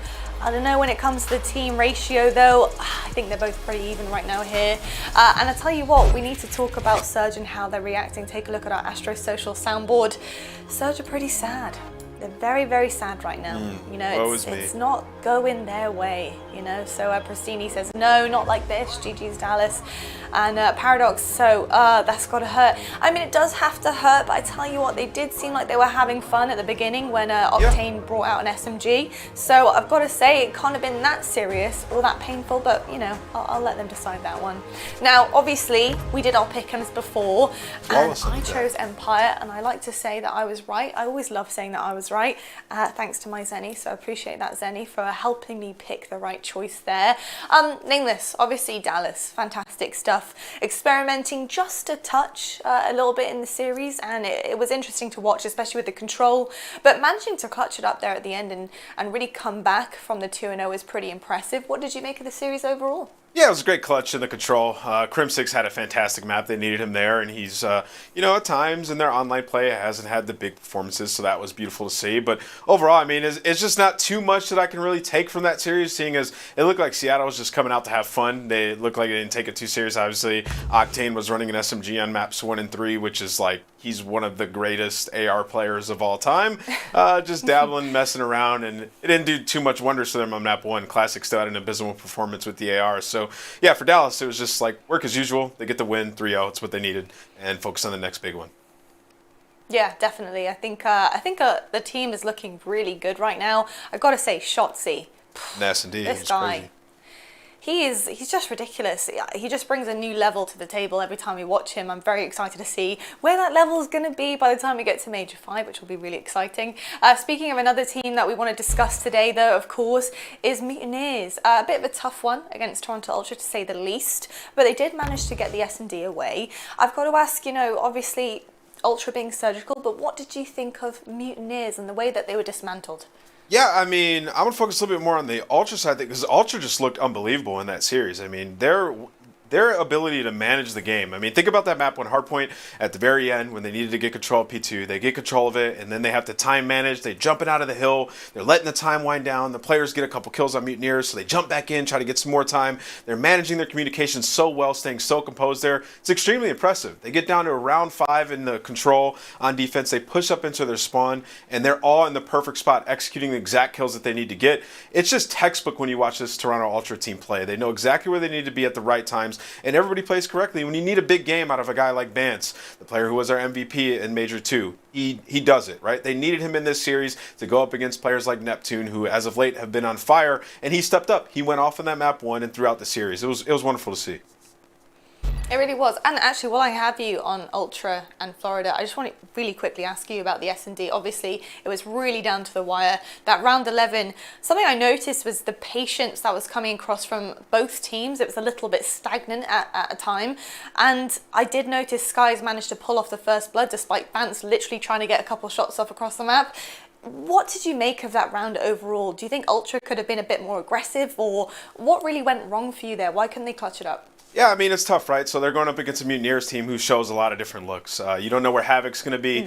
He likes to hit those flanks, get up and behind you. So especially in a round 11 situation, if you're on Toronto Ultra, you're trying to lock down all the lanes. You're trying to stick together. Communication is like, where are they going to be at? So I think for them, it's just more so going back to the VOD, getting ready, and when it comes round 11, have more of a bold strategy, play a little bit more aggressive at times. But they're a great search and destroy team. They'll figure it out. Fantastic stuff. Well, I'll tell you what, folks, I do have your schedule for tomorrow prepped and ready to show you, presented by the US Army, of course. This is what your day is gonna look like. So starting off your Saturday, we have London Royal Ravens taking on Paris Legion, Battle of Europe. We have Florida Mutineers in the afternoon versus Minnesota Røkkr, and our Game Fuel marquee match is LA Thieves versus OpTic. That's gonna be a bit of a banger. I actually think Mutineers versus Røkkr is going to be a bit of a banger. That's going to be a good one, to be honest. Yeah, I think these are going to be pretty good. So, especially with our 2 spoilers at the start as well, to see how they can spoil each other's fun. That'll be interesting too. But I tell you what, folks, we are gearing up for something, and this something is Major 5. It is our final major of the season. Make sure you guys tune in July 29th to August 1st. It's of course going to be at the same time, same place. You know where to go. It's on YouTube. We're on it right now, but it's going to be absolutely epic. And honestly, it's the last chance for a lot of these teams to really gear up ahead of champs.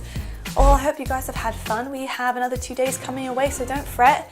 One more sleep will be back on your screen shortly, and I know how much you love us here on the desk. Nameless, thank you so much for joining me yet again.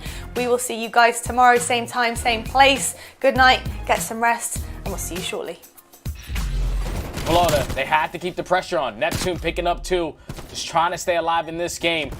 Fortunately, he's going to drop to that nade, but they know they have to try to contest this. Not everyone can focus off the rotation. This is where you're going to see Ultra with the upper hand. You're going to have 2 players already here. CleanX is going to win that gunfight in towards the ult as well. They can still close it out if CleanX can go big by himself. And with 8 seconds left, they might be able to do it here. They might not even think about this rotation. Yeah, just stay put. You've got the game won. Mutineers, they try to go for the rotation, and they will end up hurting themselves in the end. They thought they bought themselves enough time. The major 1v1 toward the end, as CleanX puts him in the dirt. He locks things away, and it will be a win for the Toronto Ultra. They get the job done. So now with 20 seconds left, Seattle, they have to try to do something, man. They have to try to get on this point, but it's going to be so difficult as here comes the streaks from Crim. 10 seconds left. He knows the positioning of some of these players. They have to be sitting inside. But Shotzzy still has these streaks to work with in the backside as well. He does indeed, but Surge, they get onto the point. They're able to hold, and you see with 3 players now at B, they start to stack. Shotzzy, though, is going to call on the streak. Keep in mind, there is 5 seconds on the clock. If they hop up that point, it's going to be done. Octane, though, still alive. He's the final player, and those streaks will call it a game. Shotzzy putting in the work, calls in the streak from above, and you see the smile, the smirk on his face.